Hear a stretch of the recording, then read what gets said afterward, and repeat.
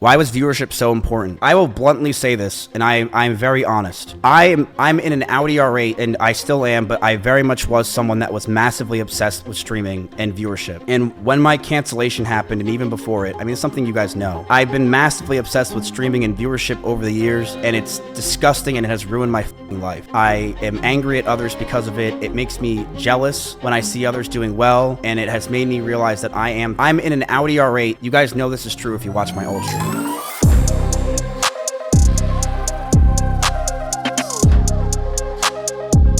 Alright guys, the Mizkif segment. We haven't done Mizkif in quite a while. Last time I complained, right, about how Turkey Tom didn't do a Mizkif video. At one point, the name Mizkif was synonymous with Twitch itself. I found out that actually when I was filming Half Baked, Tom is a super A-log of Mizkif who's been following him around for like years, just kind of watching him and gathering information. So he's actually super knowledgeable. I know he wrote this video, and I know I think he even edited it. So I think he did literally fucking everything. I'm actually pretty stoked to watch this. But the big major update for why we're covering Miz again today is his response to the new disavowals and exposed videos that have come out against him is just to sue everyone.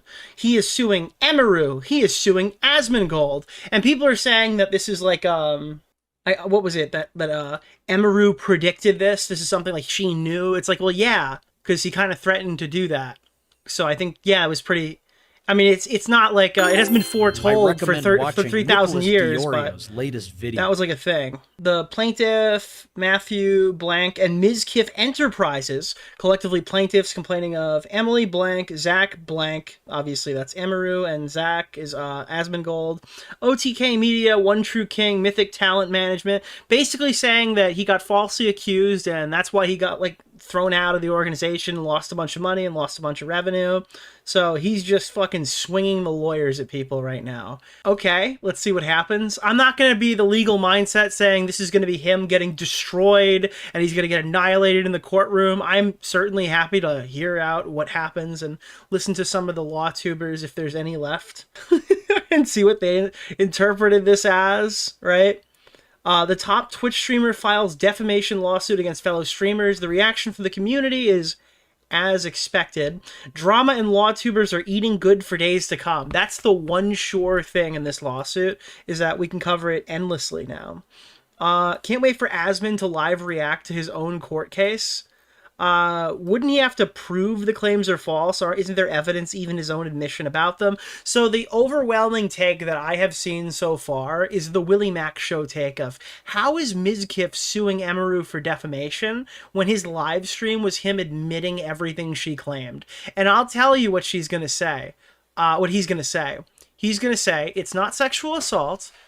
She's accusing me of sexual assault, but her own story says that when she stated that there was no, that she wasn't into it and she yelped or whatever, he immediately stopped and left the scene. Which to some degree is fair. The way that you'll navigate this is how you interpret the story or who you believe. There's like two dramatically different versions of events. The story that Mizkif put forward is that they're on again, off again, they went on a date, they came back, and they kissed, and then he put his hand down her pants, and she wasn't into it, so he went home. Her version of the story is like, we were talking about our relationship in a rocky point where things were emotional, and it was upsetting, and I was hysterically crying, and he kissed me, and then shoved his hand down my pants, and I yelped, and he ran. Obviously, in one of those examples, there's like a sobbing, crying, upset girl, and the other one, it's a casual makeout match after a date, right? All I'm gonna say is, Mizkif has done absolutely nothing for his credibility on this one after that live stream. So even if his version of events is completely factually accurate, I don't blame any user thinking this guy is just straight up lying, because that's what he's put out into the ether, you know? 7777777. Exactly. Yeah, I'm prompted here to believe Emiru because it just seems more plausible. Again, this guy got accused of a ton of shit. One of my favorite ones that I heard was her saying that a Mr. Beast collab, not featuring Mizkif, sent him into such a blind rage that he drove 150 miles per hour. potentially was like talking about suicide and stuff like that in the moment. And his response to this, right? The response that he like threatened the lives of his girlfriend and went completely insane is, I drive an Audi. Of course I drive fast. I drive fast everywhere. That does not instill confidence for the remainder of his story. Again, Mizkif is somebody who has been reacting to allegations that he covered up a sexual assault for years. And we're about to find out much more about that from somebody who actually watched this while it was happening, so I'm pretty interested. But that doesn't change the fact that he's been defending himself of allegations that he covered up a sexual assault for 3 years. His first response to the controversy is that he's going to go scorched earth and leak every degenerate streamer that he's interacted with or he's heard about, and just put out all the Twitch files. Okay, but well, what? So if you didn't cover up a sexual assault, well, what did you cover up? Now, he never published any of this stuff, and it could have been him blowing smoke, but why are all these people protecting each other? It's like fucking Vod. It's the boys. Like, why are all these Twitch streamers like sex offenders? And is it like Epstein's client list when you go through some of these fucking users? It's insane, right? So again, I mean, this lawsuit stuff, a lot of information is going to come out. We're probably going to see a bunch of text messages. I encourage you not to be married to any position, despite the fact that he looks horrible in this. And try to stay relatively neutral when trying to cover it. Because I'm going to be honest with you. As bad as Mizkif looks, I don't know where you're going to find any neutral coverage on this. The only people who are going to talk about this on social media, he's now suing. Or Tectone. You know what I mean? Like, I'm not really expecting to get a lot of down the middle coverage from the Twitch people that were either formally working with him or he's actively suing. So I guess that's worth mentioning. Nick DeOrio's anti-marriage? Wait, why? I feel awful for Emmy. She seems like a nice person. No one should be subjected to that. Willie's video, you can see her physically flinching as he slams the door. Yeah, I mean, look, they got fucking this guy 4K saying he's going to kill himself because he feels inferior that his girlfriend's got more viewers than him. I mean, he is a tremendous, pathetic piece of shit. Like a total fucking degenerate rat loser, right? Absolutely. There's no but statement even after that. That's just acknowledgement, right? This guy sucks. This guy totally fucking sucks. But now he's suing, so let's see what happens. Yeah, I guess. I feel bad for the bunnies. Oh my god. Wait, thank you for bringing up the bunnies, because I've got another one here. So I posted this, and I got a bunch of shit from people being like, you're trying to pass off the judgment. Mizkif stuff, still crazy, claims there's animals sick and dying in his house. All he did was collect a video for blackmail. He absolutely made no attempt to save the starving, malnourished rabbits. Justin Wang, I showed this the other day, came in and said, just caught up on all this, and it might actually be the most psychotic behavior I've ever seen from a streamer. She's like, she neglected these rabbits. They're starving to death right in front of me, and they smell so bad we had to put them outside. The whole time not realizing that he is literally a party to it. It's happening in his home. It doesn't even occur to him that he could take it. And I'm sitting here, I'm thinking, dude, you want to see my media diet? Mizkif, when a rabbit was starving and dying from 100+ degree heat, I am the watcher. I observe all that transpires here, but I do not, cannot, will not intervene. This is literally him. This is it. This was Mizkif. While these rabbits are getting fucking, they're literally dying. 7 rabbits are dying. The smell is so disgusting from the rotting rabbit corpses and shit all over the floors that they're moving them outside to die faster in the heat. And Mizkif is just like, I am the humble watcher. I will not interfere.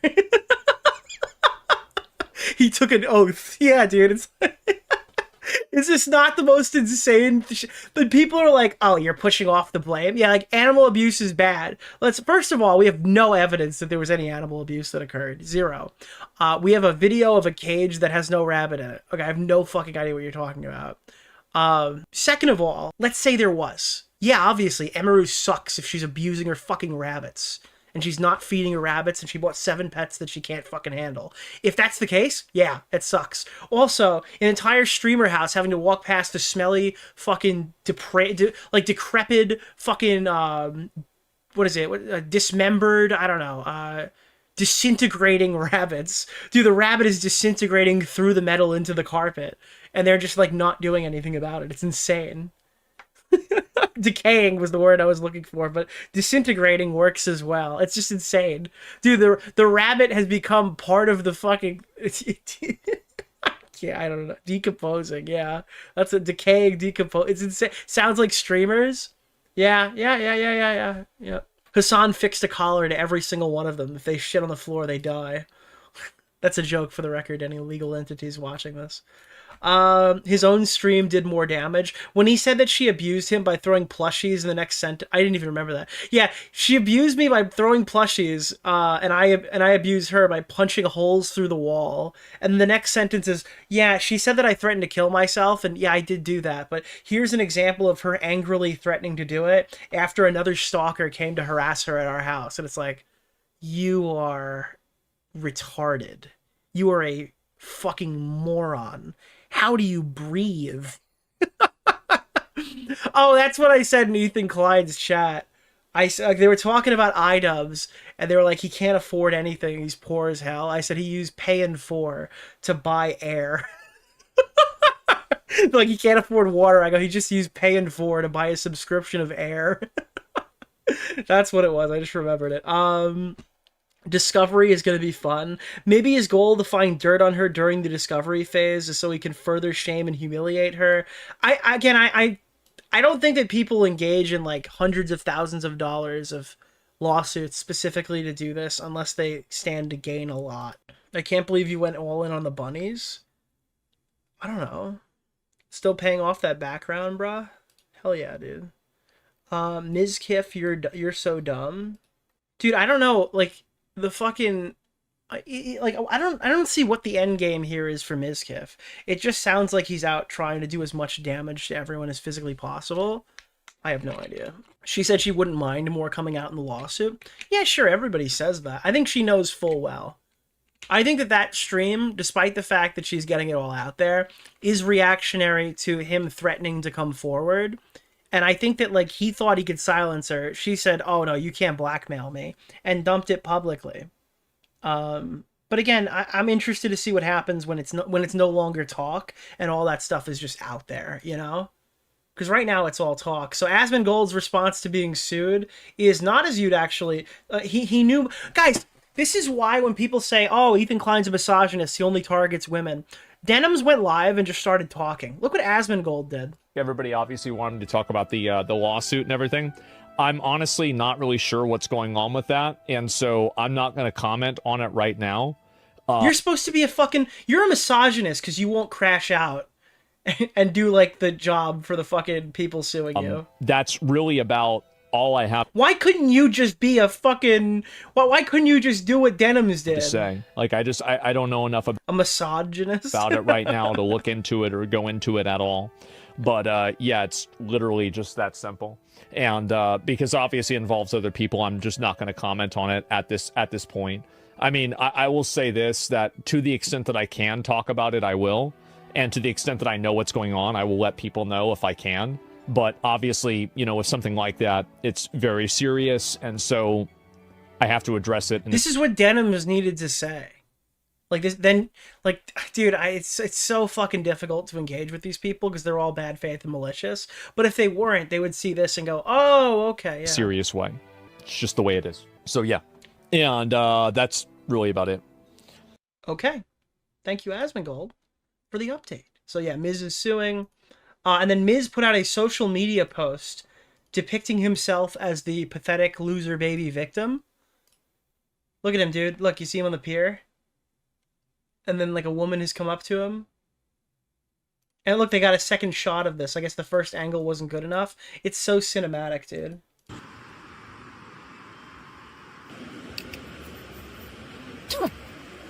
Fuck you! Motherfucker.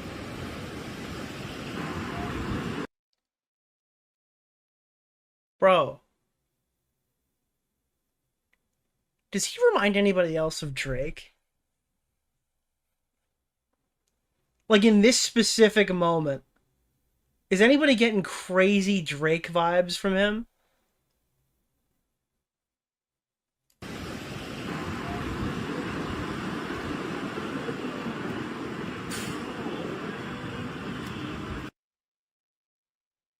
That was his like first social media post in days after the lawsuit.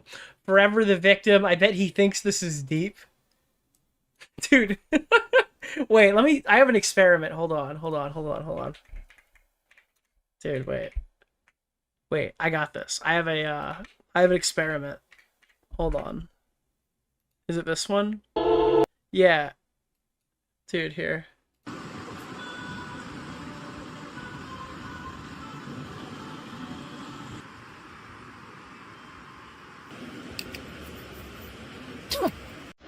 Fuck you!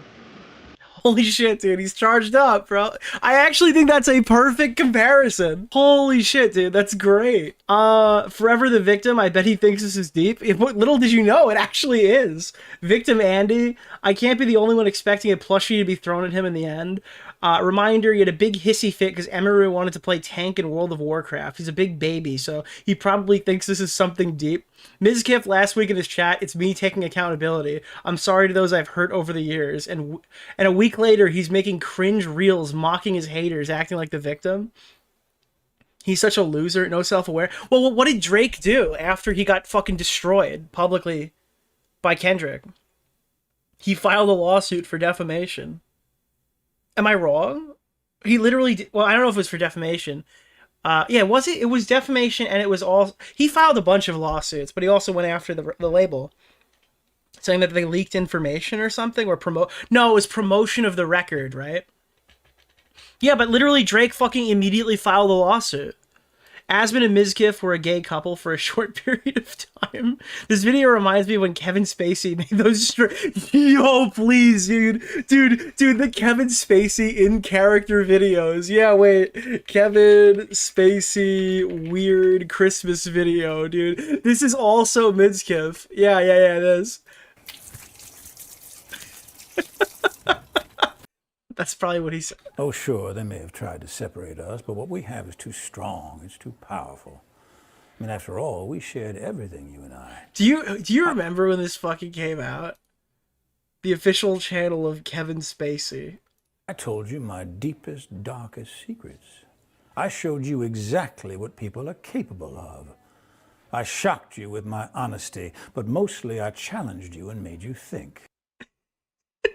This is an insane way to respond to allegations, dude. I wish more people would be in character. He's playing the victim. God, I hate this dude. I don't get it. Is this him playing the victim again? He's saying that he was minding his own business when a lady came up and spit on him for no reason. I think he's making a joke about how everyone hates him, even random ladies on the pier. You're wrong. It's probably this.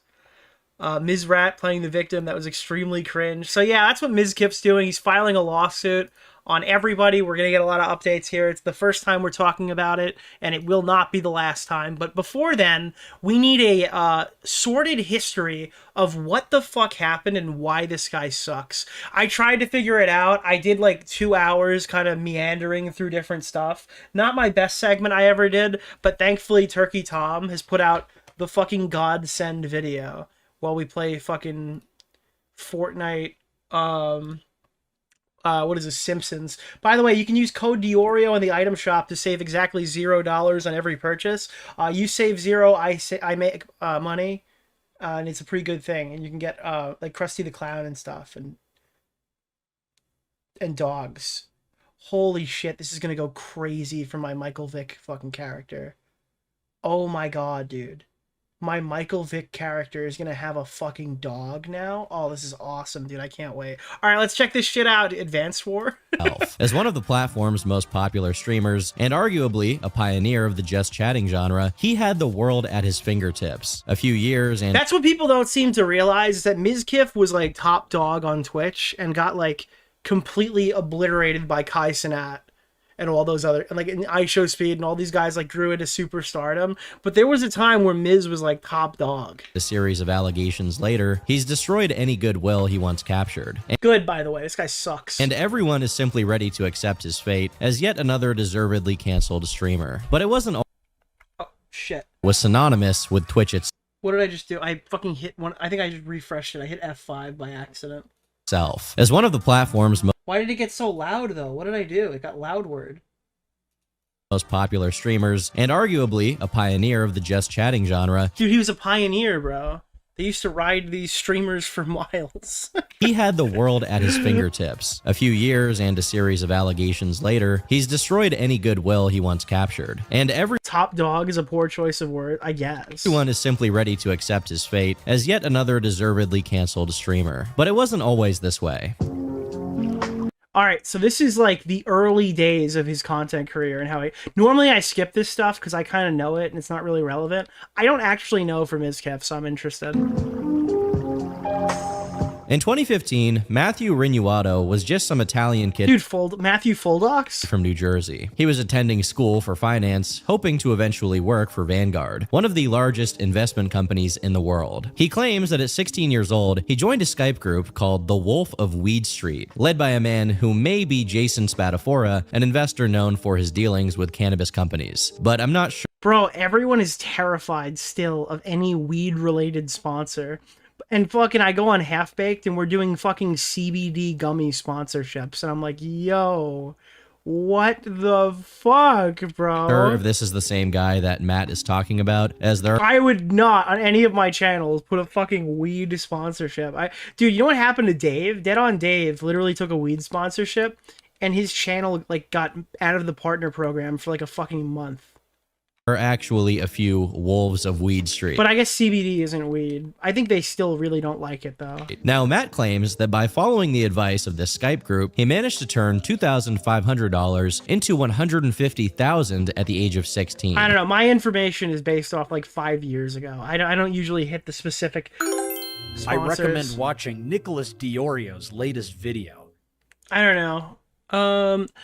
Dude, the only ones I don't really take now are, like, specific games where they require me to actually play them. Actually, I have to do a sponsor video tomorrow. Thank you for reminding me. We got Raycon this month. I'm pretty excited. First time I owned Raycons. They're pretty good. However, due to poor investments, that number would shrink to $15,000. But this did give him a passion for finance, which he would pursue a degree in. After finishing college, he had his Vanguard job lined up and was ready to enter the finance pro workforce. But during a trip to Wildwood, New Jersey, he suffered from a sudden health issue. His left arm went completely numb during Dude, his arm just stopped working? the day. His friend, an EMT, stated that he was probably fine, and Miz just took his word for it. His mother gave him ibuprofen, thinking he just had some mild cold. While he initially thought it was a non-issue, later that night, he woke up coughing up blood, his Holy fuck. Wait, what? heart feeling like it was about to Oh, CBD is weed. I'm fucking retarded. I mix it up with CBD. explode and screaming at the top of his lungs. His dad floored it to the emergency room, where the doctor immediately Not accused CBD. What the fuck is it? him of being on There's one that's not weed. cocaine. But Miz wasn't. Oh no, CBD is not weed. THC is weed. Fuck. Okay. No, I was right. You're fighting me on this. I was correct. You're wrong. After a week and a half in the hospital, tests determined that he had viral myocarditis, which is essentially So he had like a literal heart condition and his arm stopped working? Does that mean that he had like a... I don't know. Dude, I'm using my house knowledge on this one. Does that mean that he had, like a clot?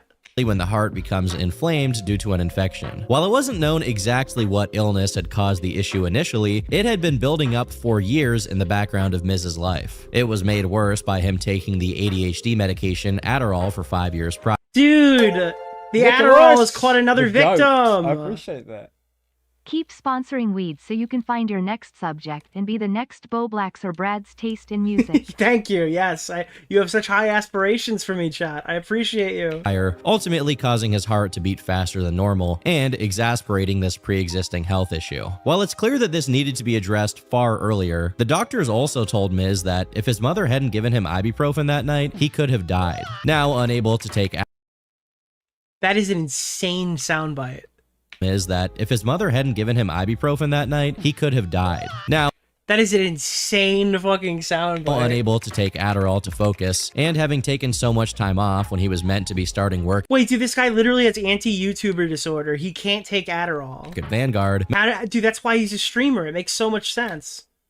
Matt's dreams of being a finance bro began to fade. After working an odd job in California, you have two options as a YouTuber. You can either take Adderall to have the same advantages as your competition, or you could start streaming.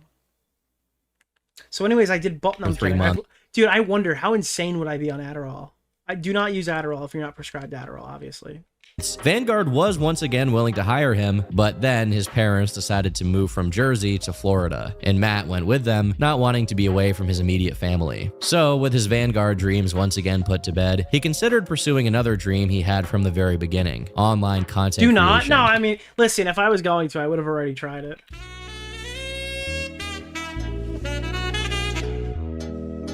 To understand what made Miz successful, you have to understand that he began as primarily a viewer of the scene and a community member. Mizkif had joined the Discord server of YouTuber Glink, someone who was embedded. What? Also, that guy's crazy. Glink is insane. That's the guy who hosted the alternate VidCon Lightwave event, and it was just like some person there clapping and like going up on stage talking about how it's like the greatest thing ever, and nobody came. Like, all the YouTubers were at VidCon. They just didn't go to his event. In the culture of Twitch, and had made various videos commenting on the current events of the streaming world. Mizkif had become a regular in Glink's Discord, and was told by the community there that he was funny and had a lot of knowledge on the ins and outs of Twitch subculture. This is insane. I did not... Dude, Mizkif was also a Smaggle. You guys know where we got Smaggle, right? Well, we didn't get him from there. Smaggle was an I'm Alex moderator who ended up finding this community. They suggested that he make videos of his own. In 2018, the Twitch community was really beginning to come into its own, with names like Mitch Jones, Greek God X, Tyler1, and Dr. Disrespects dominating the platform. Miz knew that if he began streaming, he was coming into a world where no one knew his name or had any reason to watch him. At the time, his viewer count could be as low as 10 people watching on a good day. It would take months, maybe even years, before he made $1 off of his efforts, so he decided to take a shortcut. He began producing short documentaries about the lives of some of the biggest names on Twitch. The first one was about Dude, he was just a regular YouTuber like me, dude. That's insane. Tyler1, well known for And everything went wrong from there. screaming while playing League of Legends. Tyler was huge on Twitch. Is Tyler1 still doing, like, good? Like, does he still, I guess, pull a shitload of viewers? Regularly streaming to tens of thousands of people and having one of the most dedicated audiences on the entire platform. Mizkif's documentary about Tyler made it clear that he was a fan of him, and while he did crack some jokes at his expense, it was all in good fun. Initially, this video got literally no views. No one cared. But Glink apparently gave Mizkif the idea to start spamming Tyler and other streamers in his circle to see if they would watch it on stream. He lucked out with Tyler's brother, E-Rob, who watched the video. Wait, Tyler's brother is E-Raw? I don't know any of the Twitch lore. I did not know that. And sent his audience to drop a like and give it some more views, boosting it in the algorithm. From here, Miz managed to make a small name for himself. But more importantly, he had found an exploit to get attention. He repeated this formula with Greek God X, Dr. Disrespect, Mitch Jones. So he was like a clout goblin before, and he's a clout goblin now, which is... Dude, that's actually insane, though. You're like listening to like the history of a successful clout goblin who didn't get like completely stunted immediately, as most do. Jones, Ninja, and Asmongold, many of whom reacted to the documentaries on their own streams, which Mizkif would then clip and He's like Hassan Piker's perfect example when he talks about reaction content. Like, dude, Dark Vipers hate this one simple trick. post on his own channel, with these clips outpacing the views of the original documentaries tenfold. Greek didn't begin to get fat until his early years in high school, where he would skip gym class to eat Dunkaroos and play Minecraft in the library. Most of the streamers took them pretty well, having an easy time playing off the jokes and appreciating that Miz was clearly But you get really big when the first when you have a thing where essentially everyone kind of likes you and everyone thinks your videos are funny, and then one guy has a complete seismic meltdown. That's how you grow. a fan of. That's like in that I guess in that meta, right, where you're making like wholesome chungus funny videos that aren't really too pushy, so everyone's like, oh, this was pretty good, right? Then when somebody has a complete spurg out about it, then that's when you like make a shitload of money and get subs and stuff. Them most. And was known in school for his extremely bad ADHD and terrible SpongeBob impressions. When Tyler wasn't forgetting songs. Are you kidding me, dude? Man, I'd watch that if this guy wasn't an idiot. First of all, I wasn't. It was Ninja? You're kidding me. Wait, dude, Ninja was his fucking... That's insane. Born in Lake Villa. I probably saw this video. Kappa 123's in the chat. I was born in the Detroit hospital. Bruh. It's easy to see why people liked Mizkif's videos. He was definitely knowledgeable enough about these streamers to crack jokes that only their audience would understand. And some of these guys like Ninja, while they may not have taken it the best, did have absolutely massive audiences. Tyler Blevins reacted to the Mizkif video on him to over 140,000 live viewers. This is why, by the way, no streamer will watch any... Like, people ask why Hassan won't watch the content nuke. This is why.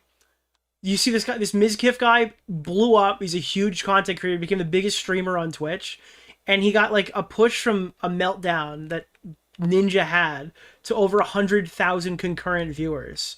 That's why they don't watch anything on stream. In just 3 months of its release, the Tyler 1 documentary had hit 1 million views. And this is in a time before documentary content was the norm on YouTube, especially when it came to YouTubers, and really when it came to streamers. There were only a select few who had found any success doing it. But the man whose attention mattered the most for his connections was Ice Poseidon. Nowadays, it's likely that if you know the name Ice Poseidon, you have some sort of crypto connotation associated. Yes, dude. Yes. This little fucking freak just jumps into controversies and like engages with them. Like he's not like a totally, I guess, notable loser. With the brand, even if you don't know why. He's definitely made that bed for himself due to various controversies. But at the time, Ice was one of the most popular and beloved creators on all of Twitch. And to give credit where I don't even know that era.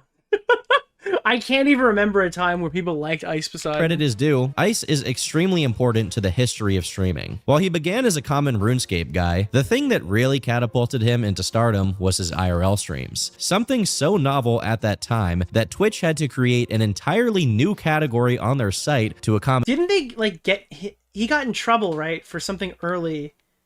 Was it that he was getting like swatted or something and they banned? I forgot. Its popularity. As a pioneer of online content, he was an extremely valuable connection for anyone. That was some good shit. I mean, he was wrong in like half the details, but it was funny. Seeing the potential in young Mizkif, Ice Poseidon got his manager, Scuffed Steve Jobs, to get in contact with young Scuffed Steve Jobs, the manager of a...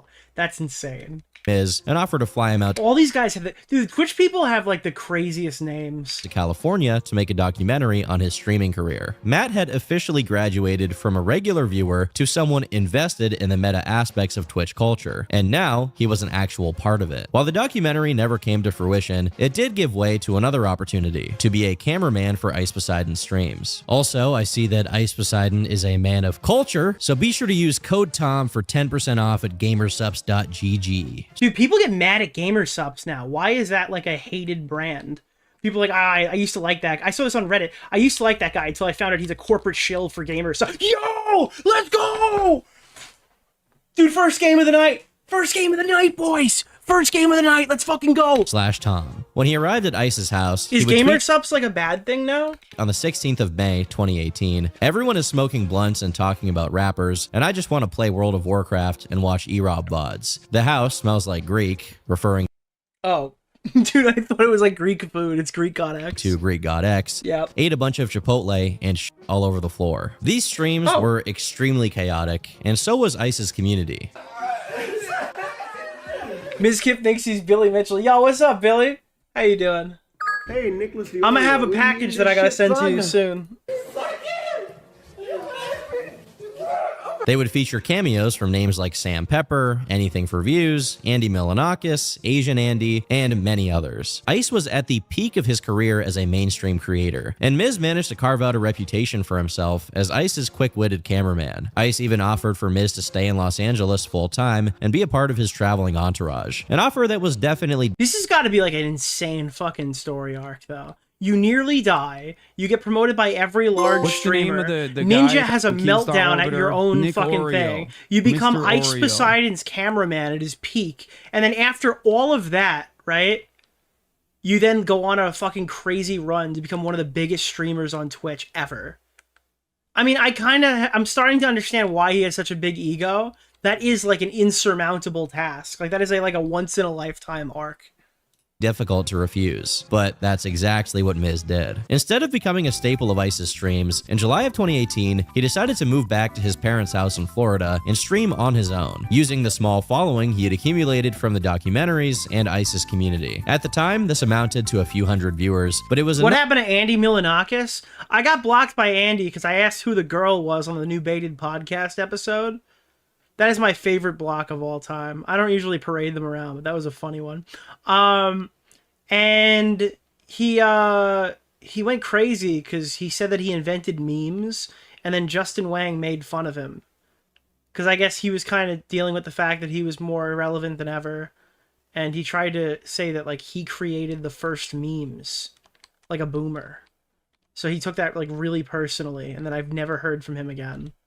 Not that I heard from him specifically. What's the name of the but guy, I don't think anyone's heard from him Orbiter? since then. Nick Oreo. Oh, fun Mr. fact. Oreo. Keemstar told me to get this crypto Nick, thing. I am behind, but the great medical drama with the raptor is called The Truman Show. Had to get my licks in before this horse starts stinking up the joint. Person Jesus tipping hand light Christ. skin tone male That sign, was honeybee, fucked up. honeybee, That was honeybee. fucked up. Thank you. Yeah, Keemstar, actually, this is like a brief Andy Milanakis thing. And this ended up in exposed videos because Keem promoted it, I guess. Or like talked about it. But I asked Keem for financial advice. Okay. Listen, he made a bunch of money on XRP. I asked Keem, hey, what should I buy into? Are there any cool like crypto related projects or something coming out? Like what would be a big pickup, right? And he told me to buy a goat soup. And this is not financial advice. It was something that would later get... People would claim it was a rug pull, but it's a fucking... It's an NFT, not a coin. And it was Andy Milanakis' shitty pixel goat. And I've always... It's my favorite possession, I gotta be honest with you. It's worthless. It's worth nothing. And it was worth nothing even when NFTs were worth something. And I probably lost like $150 on it. But every time someone asked me what NFTs have I purchased, I would always show it to them. And the response of horror that I would see in their eyes honestly made it worth it. It was the stupidest looking, dumbest fucking item I've ever fucking... Like, it was the stupidest NFT I've ever seen before. And it is my favorite... It honestly, it's what NFTs... Like, it has the whole spirit of NFTs inside of it, you know?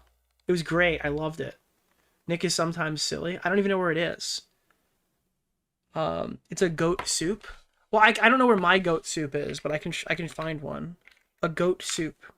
This is a goat soup NFT by Andy Milanakis, a collection. Okay, this is oh dude, I don't even know how to get into my wallet to find it. It's not this one, but it kind of looks like this one. It's worth like nothing. Could you imagine? You're like, dude, what? You're looking into crypto? It's like, yeah, dude, I got this thing. Isn't it sick? And everyone just looks at you with complete horror in their eyes as they believe that you've been completely, like, your life is ruined. You must have put all of your money into this item.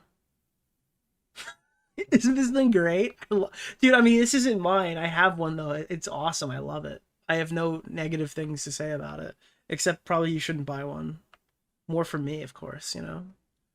Enough to start getting noticed by much bigger players in the Twitch ecosystem. Holy Trainwrecks TV is my stream. Trainwrecks TV. That's twitter.com/Trainwrecks. The problem with Nerd City, despite the fact that he's like a schizophrenic retard now, is his NFTs actually looked cool. On Nicholas DeOrio. Kefel's appreciated. That was the issue with Nerd Cities. But yeah, that thing looked horrible. You know what was so fucking funny? When Twitter had NFT profile pictures, Andy Milanakis' NFTs were so fucking terrible that they weren't compatible with Twitter's profile picture thing. So even though I paid $150 or something for that NFT, I couldn't actually use it because it wasn't supporting Twitter's API thing or whatever. It just didn't count. It would be like this NFT is currently unsupported. Trainwrecks TV. Yo, Trainwrecks, can I go on your... Whatever happened to Nerd City? Why did he quit YouTube? I think he's hanging out with, like, the guy who doxed me now. And he's just like, he's a professional Nicholas DeOrio hater who went down a completely crazy career path. But I think he's making new videos still. Podcast? Please. Yes, Mom. Train invited Miz to an episode of the Scuffed podcast where he would contend with names like he built like a super normie YouTube audience, right? And then he kind of got outed for, I guess, having right-wing talking points, I guess, that he aligns with. So that pissed off a percentage of his user base because he was like wholesome Chungus. And then people were like, oh my god, wait, what? And then he lost the rest of them because he started like talking about NFTs. And I didn't even really super disagree with some of the stuff he was arguing at the time, but that didn't matter. It's like AI. You can't be pro AI at all. Otherwise, those spaces completely abandon you. So they completely abandoned him. So he took a huge hit there. And this guy has like crazy ego problems, right? Like he thinks he's the second coming of Jesus Christ. So he was not taking that well at all whatsoever. And that was like a big struggle point for him. Then, after all of that was said and done, he started posting a lot of these Sniper Wolf videos, and people started to say he was kind of weird because of like the in-depth thing he was going into about like the fart stuff. And then when people started hating him for, I guess, being more conservative or conservative leaning, they started asking themselves why they thought his thought audit was cool. Because Nerd City was kind of like the wholesome Chungus dude who made fun of women who photoshopped themselves. And then when he stopped being the wholesome Chungus dude, he was just some guy making fun of women who Photoshop their pictures. So then people started to go, oh, wait, his old content's kind of whack now. What the fuck? Yeah, it's one of those things where, like, if you present yourself as one way and you kind of bow blacks out a little bit, you'll really struggle because your audience will start to hate you.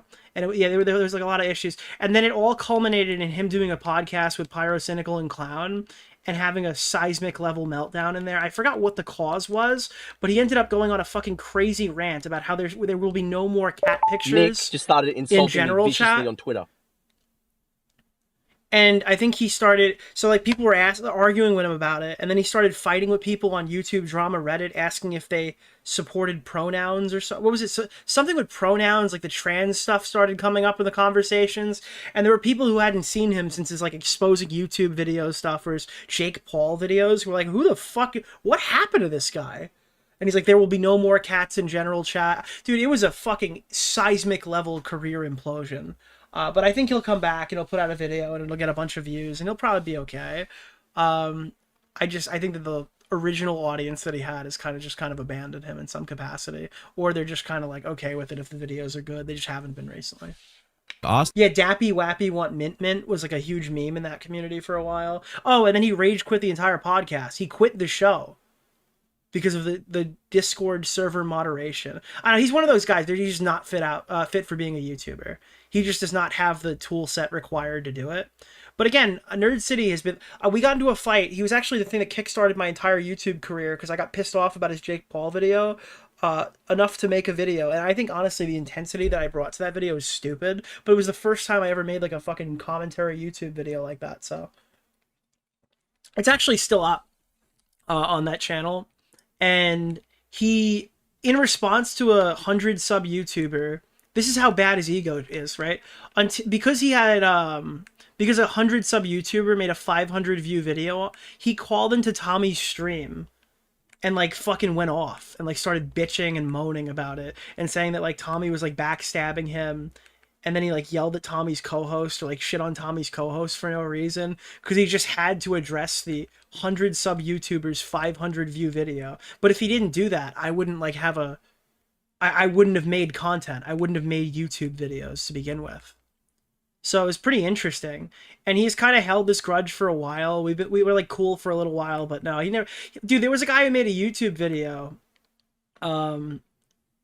exposing Nicholas DeOrio's nude images. So this guy looked up, I think, hours and hours of gay porn until he found a fat guy with a green shirt. And it was so obviously not me. But Nerd City was like in the chat on this guy's tiny stream, hoping that my nudes were leaking on YouTube. It was like an insane fucking thing that he was like. That guy is fucking crazy, bro. He's nuts. He was like fixated on Bo Blacks or something. Like Wavy Websurf in his NFT chat asked if Bo Blacks could call in, and he went on a crazy rant about how Bo Blacks is like Tony Stark and he was like in a cave. He didn't say Tony Stark, but he's like, Bo Blacks was splunking in a cave and I was really nervous for him and he wasn't taking it seriously. And he's like, I fucking hate that guy and he can't come in, and kick that guy out of the Discord server. Yeah, I don't know, dude.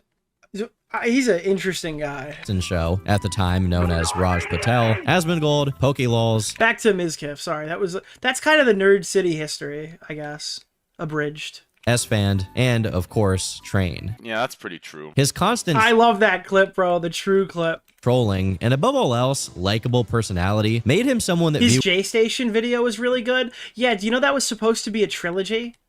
Like, they filmed more. Like, at least 2 of the videos, to my knowledge, were completely filmed, and I think the second one was being edited. And then that entire series just died. It's a tragedy. And the thing that I hate is that we were gonna get another Colossal is Crazy video before he kind of just stopped posting them entirely, and we didn't get it because of, I don't know if it's because of Nerd City. It's probably also partly because of Clown, but fuck, man, doesn't that suck? Viewers wanted to root for. Jesus Christ, the pecs coming out. Do you Train Shadow over Miz? Yeah, I'm assuming that's in the video because we get like the leaked conversations and stuff. work out, Mizkif? You know, I mean, it's got to be. I think it's no fap. I think it's a little bit of that. I eat a lot of peanut butter. He had a compelling story. Maybe if Nerd City posts a new video and it gets a bunch of views and people know who he is, we'll do a Nerd City retrospective. Someone who began as mere. But right now, I don't think that there's really much. It's a third channel subject unless he gets more notable. Because I mean, at this point, it's been years, right? A viewer who then managed to carve himself out a small piece of the pie. But I think it's also important to note another aspect of his skill set that really set him apart from the rest: networking. On YouTube, collaborations are just not that important. Sure, they help, but it's possible to succeed. Shelbo Nerd City? Well, Shelbo would be a third channel subject now too. We just didn't have the third channel as a YouTuber without doing frequent collaborations with other people. However, on Twitch, the number of users is much smaller and much more intense. When viewers like someone as a streamer, they will latch onto them and potentially watch for years. That being said, familiarity is equally as important. Is there any videos to watch in Nerd City? I think the best one, and I think it has flaws, to kind of get a new update on, like, not even new, but like a general update on like the state of Nerd City, is probably D'Angelo Wallace. I don't endorse everything he says in the video. I don't even agree with everything he says in the video, and it's not all the stuff. But I know D'Angelo Wallace covered the cat breakdown and had a lot of the screenshots and stuff in there. That might be your... it's on the second channel. That might be your resource.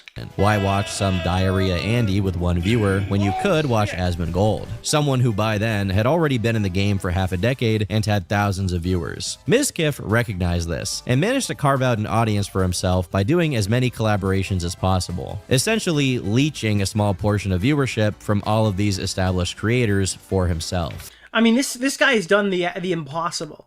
Right? Whatever you get banned for in any other streamer community, he managed to leech from all of these people without getting into a huge controversy with them or like pissing them off. Like, he managed the relationships with these people and was able to grow off of it. That just doesn't happen. Like, you have to be a really good businessman, essentially, to do this.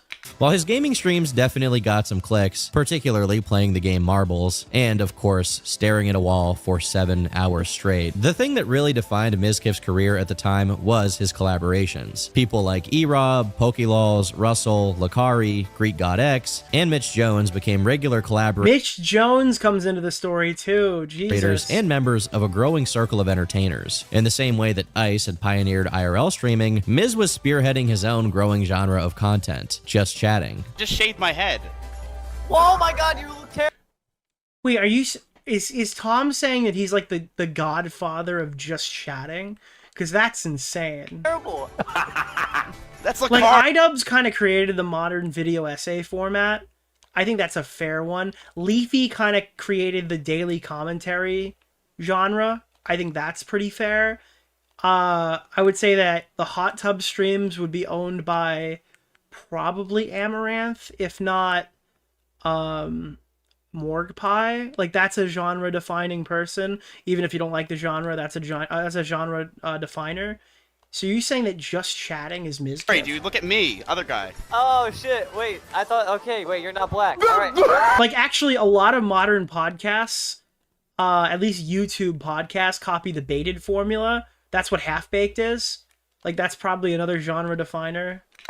Typically, streamers are wary of engaging with their chat too much. There are a lot of issues that can come from too close of a connection to a bunch of people who only know you parasocially. But in the early days of streaming, there was one notable exception to this: Ice Poseidon. Ice would blatantly encourage the chat to break the fourth wall, to make suggestions for what he should do, from where to travel that day, to who to talk to which random person would make a funny addition to the streams. Miz had seen this and was aware of the power that comes from talking directly to a chat full of people who are watching your. Oh no, wait, so what he did was, like, did he brigade it to try to get him to be on the show? Every move. For example, he once gave a viewer mod on his streams because the man actually counted to 10,000 in his chat. 10,000!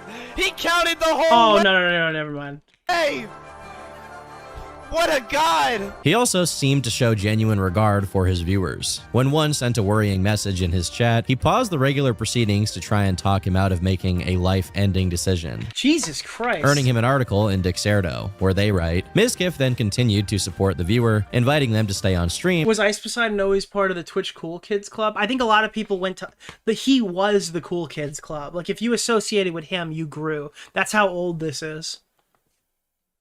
Hang out, and join his Discord. The viewer replied not long after, saying, "This is what I needed, and this makes me happy," pointing to the support of Mizkif and his community. On a lighter note, at one point, Miz also shaved his head live, with chat noticing his egg-like appearance, henceforth giving birth to the Eggers emote. Over the latter half of 2018, Okay, I've never heard of that, but I got a little nervous when I heard Tom say it. he went from just a few Your YouTube feature? That's been happening more and more recently. I don't know, dude. 100 live viewers to over 1,000. It was also discovered during this time that there was a... How many skins do you have in Fortnite? Oh, I got a couple, you know? I mean, I haven't gone through the skins in a while. We could check a skin reveal. Dude, live skin reveal. I just ripped my fucking face off on stream, and I'm a fucking demon. I'm going demon mode. A certain Instagram model by the name of Emily, who happened to share a last name with Mizkif. This led Miz to troll the audience a bit by pretending... Yeah, I mean, I have a few skins, you know? Like a couple. Oh, sidekicks? I gotta get some sidekicks. I don't have any sidekicks. So yeah, I have a couple. Is this the... Are these only new? Or is this... Yeah, I have a couple skins. Yeah, a couple. There's a few skins in here. A couple. There's a couple in here. There's a few. Not a problem. We got something. Alright, so today we're going to be playing as Peter Griffin. That she was his sister. A game that she was willing to play with... Keep in mind, for the most part, any skins that I buy are with Epic's money that they give me back. Just to be clear, I haven't paid for a Fortnite skin in a long time. The viewers. You want to see my dent? Back. I do want to see your dent. Alright, ready? It's not even bad. It used to be way worse. It's not bad at all. Fellow streamers Moxie and XQC would also notably... Sure. Dude, the Fortnite code makes enough to fund the skins, okay? Stop by. I'm Felix. You're no better than a gambling streamer? Actually, there's no gambling required. All you gotta do is just buy the stupid overpriced skins. I'm not paying attention I'm a functioning Fortnite player, yeah. whatsoever. I don't know if any of y'all are talking to me.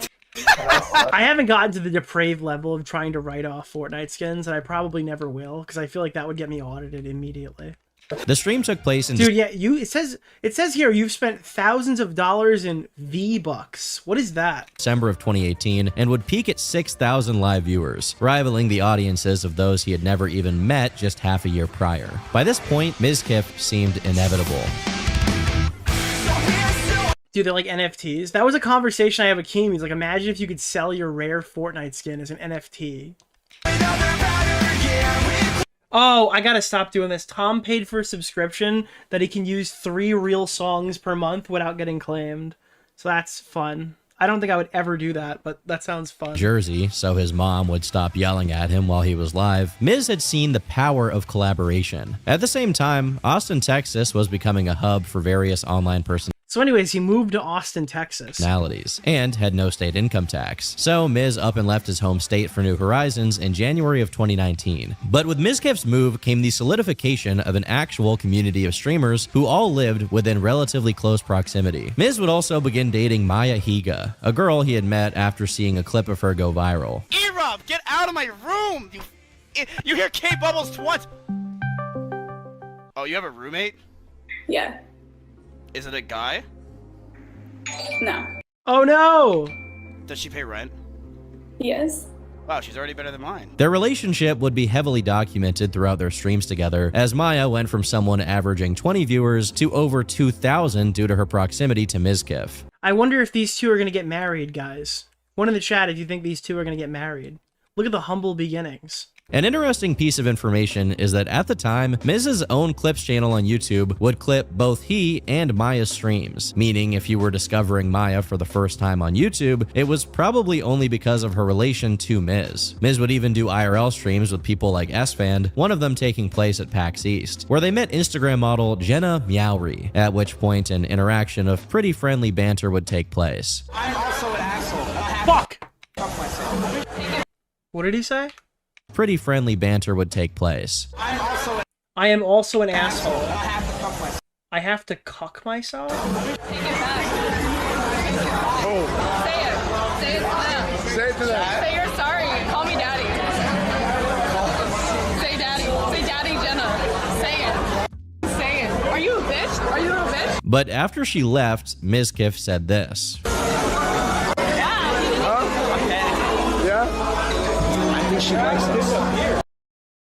I'm adding her. I think she. I think she does too, actually. I think she wants to hang She out. followed me on Twitter. Dude, she sucked my dick while you weren't looking. Really? Yes. That's really. Okay, so I imagine that had some sort of controversy attached to it. Crazy. You only lasted like 3 seconds.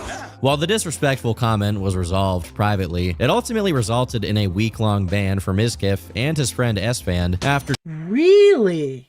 Wait, that's a week ban? What happened to Twitch? Dude, that's a week ban. So is sexual assault in 2025. Is that not crazy?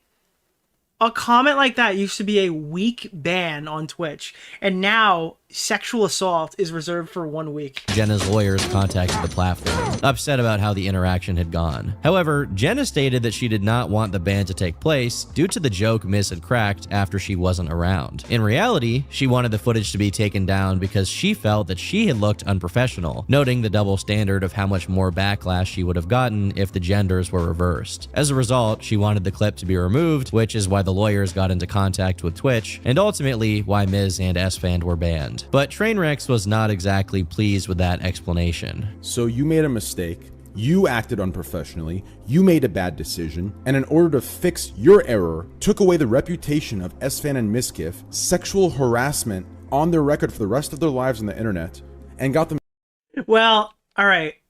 To be fair, I didn't even know about that one, so it didn't... It turns out that that clip probably doesn't really matter, I guess, in the grand scheme of things. Thankfully, Mizkif is not remembered for that. 7-day ban.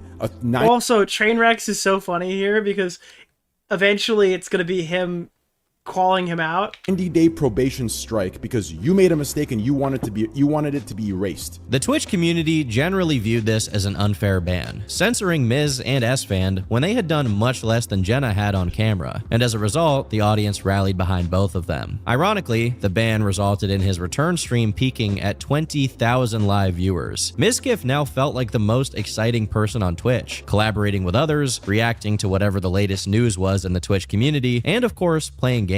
While Twitch had been steadily growing as a platform during the entirety of its existence, it was arguably during the pandemic that it peaked in terms of viewership and general relevance. At a time when the country was locked inside their homes, many not able to work or hang out with their friends, streaming offered a window into someone else's bedroom to see what they were doing. I think I got less productive during COVID.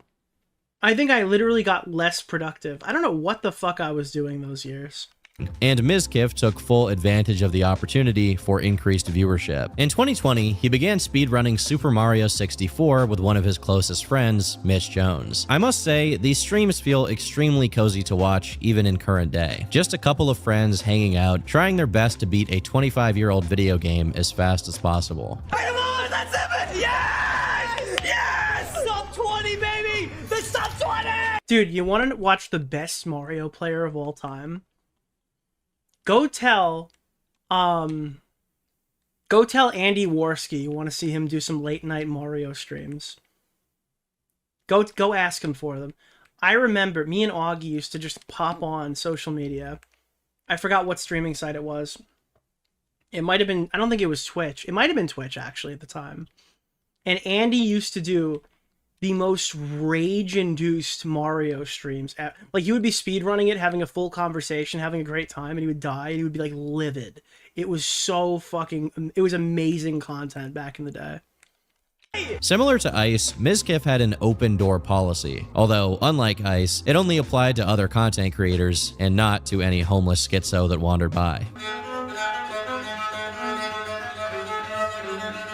Old friends and fan favorites like S-Fan and Train showed up, and even more controversial figures like Alinity, mostly known for chucking her cat into the Shadow Realm. You also had Call Me Carson, who popped up on Mizkif's stream after that was a fucking base reference. His own cancellation. In 2021, Mizkif and Maya also broke up, although it appeared that the relationship had ended amicably. But with one flower fading, another came into his field of view, Emiru. The two had met on stream, and by early 2022, a relationship began, although it was kept a secret workplace relationship. Behind the scenes for reasons we'll discuss later. But from the interactions they had while live, it was more or less an open secret.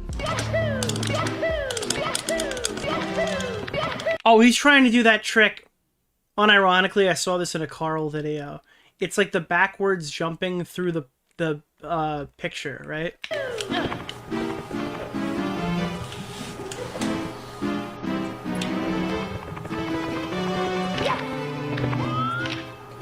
Dude, why are your settings like this? These aren't even the default settings.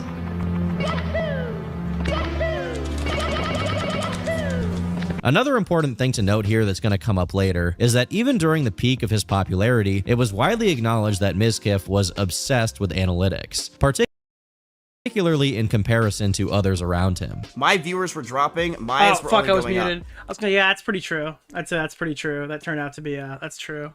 That's true and true. I'd say that's pretty true. And there was a part of me that thought that I was going to be smaller than her, and I don't know if it was my ego or what, but I couldn't take it. Other streamers like Rekful even acknowledged the fact that Miz would be very unlikely to hang out with him if he wasn't live streaming. See, I know for a fact that me going live right now raises the chance that Mizkif doesn't ignore my text and hang out with me 69,420%, you know? Undoubtedly, the peak of his popularity was during early 2022, when he was collaborating with literally everyone. You name an e-celeb, and they were on his stream. Jenna Miauri even returned to guest spot his show. This collaborative nature was also reflected in his business dealings, with the most important of all being One True King. OTK, the point of it was to basically create an org where we all make content together, and then we would one day sell the org. The organization had been formed back in October really of 2020, being a brand. Guys, we were creating something that would make us a bunch of money. We would sell the entire organization and disperse. And built around a number of online personalities. The original lineup consisted of the Egg himself, as dude. This looks kind of like a client list now. No offense to any. It's because so many people from this fucking organization, whether they were like actually bad or not, were like exposed for something. Like there was a huge controversy for so many of these people. Gold, Rich Campbell, S-Fan, and Tips Out, with others joining over time like Tectone, Jay Schlatt, who had recently moved. I didn't know that Tectone was in OTK. Is that a more recent thing, or was he gone? To Austin, Texas, and NMP LOL. The most accurate thing I can compare it to would be AMP, which in current day is Kai Cenat's streaming brand. It was essentially a business model meant to take advantage of the large audiences of all of its members. They secured sponsorships with PC builders. They had a professional World of Warcraft. He's already gone? Oh, he probably left after the allegations, right? roster, and of course, they held a number of massive streamer collaborations. Miz was averaging around 40,000 live viewers, making millions of dollars a year from a variety of revenue streams, and without a doubt was one of the most well-connected people, not just on Twitch, but also in the entirety of the content creation world. But a devastating controversy would threaten to rip it all away. While viewers of Miz likely all right, now it gets good, guys. felt like he was the center of their universe, and to an extent, he was when it came to that side of Twitch, there was a rift beginning to form. People like Mizkif, Pokimane, and several others represented the brand-friendly side of Twitch, also known as the Poggers community. But in the background, a select number of streamers had begun to explode from a different kind of content. Also, Mizkif is kind of fake. Yeah, he's a brand-friendly, nice guy streamer, but he was Ice Poseidon's fucking cameraman. That was never gonna last. Gambling. No, I lost it all. Oh my god, that's people. Oh no. Oh my god. In 2021, streamers like Aiden Ross and Miz's old friends, XQC and Trainwrecks, had begun playing on online casinos like Stake and Roobet. The casinos would eventually take notice, sponsoring these streamers not just with a monthly allowance to gamble with, but also giving them millions to promote the casinos on their streams, driving more and more people off of Twitch and to their funny money games. These streams were extremely degenerate, meaning they were also entertaining as hell. But the popularity of these streams sparked a debate on the ethics of doing this kind of content, especially on a website that had a lot of teenage viewers. Before long, Pokimane, Ethan Klein, and Tassan Piker were all at the forefront of vocal criticism around the topic, with Mizkif also being included in the conversation as he was one of the main figureheads of Twitch at that time, as well as someone who had turned down a $36 million. Do you remember like they were all on stream together talking about the dangers of gambling? Dude, they totally lost that war. Or gambling deal of his own. Also, iconic EHD photo. I love using that one in thumbnails. My mods gambling off stream, and I'm like, man, I started that. They are gambling because of me. And I just felt like crap. And is it really worth the money when I already make so much? But the debate around the ethics of gambling would really come to a head in 2022. A streamer named Slicker admitted to borrowing upwards of $300,000 from fellow creators and fans. Dude, this is like, I think the Caleb Hammer initiative should be put into place. This Slicker guy should not have been able to be given any money or bought out of the situation that he was in without doing a Caleb Hammer financial audit. That should be fucking required. You should have to like publicly flog yourself on Caleb Hammer before you come back. This was done on false pretenses to fund his CSGO gambling habit, effectively scamming them out of their money. One of the people he scammed was Trainwrecks, who, having donated huge sums to streamers in the past, predictably obliged by Slicker's request for help to the tune of $100,000. He gave me like $150,000. No, sorry, not 150, $100,000, and I know people are going to be like, the people I owe, you 150. So this is more than this is over 300K. A financial scandal of this magnitude had never been seen on Twitch before, and it only contributed to the rising tide of gambling criticism on the platform. With the mounting pressure from streamers and the public, Twitch as a company would end up banning gambling from the platform. But in the midst of the controversy, a lot of different inconsistencies. It's crazy that it took them that much to do it. Like, it just feels like gambling is something that should have always kind of been banned on Twitch. Like, you probably shouldn't be able to do stake.com there. Instances were pointed out, like the fact that Twitch's parent company, I'm talking about, like, online casino sites. Amazon, had a partnership with DraftKings, one of the most popular sports betting sites in the world. It was also pointed out by Asmongold that Slicker, for some reason, was not banned on Twitch in the wake of the controversy, pointing out the double standard of not banning Slicker, who had defrauded dozens of people, but keeping Jadeon banned because he had made some jokes about Pokimane. On Twitter, Train responded in a somewhat heated fashion, saying, "Because your pals decided it was in their best interest to use and platform the very person that scammed everyone for his horse racing and tennis bets to somehow twist it and wage their war against me. And we both know deep down why the insecure little man is doing this." Now, I'm not sure who the little man is that Train is referring to here, but this is where our main character re-enters the picture. Mizkif, seeing the drama, decided to chime in, stating this: "If we're going to deplatform people for scamming others, shouldn't we have banned you for Jolt's coin a few years back?" This was literally his biggest mistake of his life. If he didn't make this tweet, he gets away scot-free and never really, none of this ever happens. Whether there's any truth to the specific claim being made about Train here is unknown. What is known is that That's how you know the response was good. If the video essayist who's covering it 3 years later doesn't know if he did that, that's how you know Train kicked his ass. single tweet may have been one of the worst mistakes of Mizkif's life. Train responded with, "Are you going to send Maya and Mitch to railroad and blackmail me like you did all those girls to cover up all those sexual assaults? You scumbag piece of You want to come at me and make stuff up? Then you better be sure you don't live in a glass house. You insecure pussy." This one tweet was the shot heard around the world, or around Twitter and livestream fails. And this is where things really get convoluted, so I'm going to try to piece together what I can of the story while not going too far into stuff that could get me sued. It all goes back to the When he said this, I don't think he knew about the lawsuit when he posted it. At least he didn't when it was researched. night of January 19th, 2020, 2.5 years prior to Train's tweet. Fellow streamer Novaru was having a birthday party where she would invite various other streamers to celebrate. One of these people included her friend Adriana Lee, who was also a streamer. Seeing as it was Nova's 21st birthday party and they wanted to celebrate, they all ended up drinking together. And while drinking, Adriana then ended up making out with another friend of hers, which was noticed by someone else at the party, Crazy Slick. Slick was a longtime friend of Mizkif, who would frequently collaborate with others in the Austin scene. And, more importantly, he was Mizkif's roommate. Adriana was drinking heavily and went to bed in one of the rooms in the house. From this point on, exactly what happened is honestly hard to discern because of conflicting reports and a lack of one reliable narrator. But first, I'll play what Novaru said on stream about it. He went into the room and he started, I heard this from 3 people, by the way.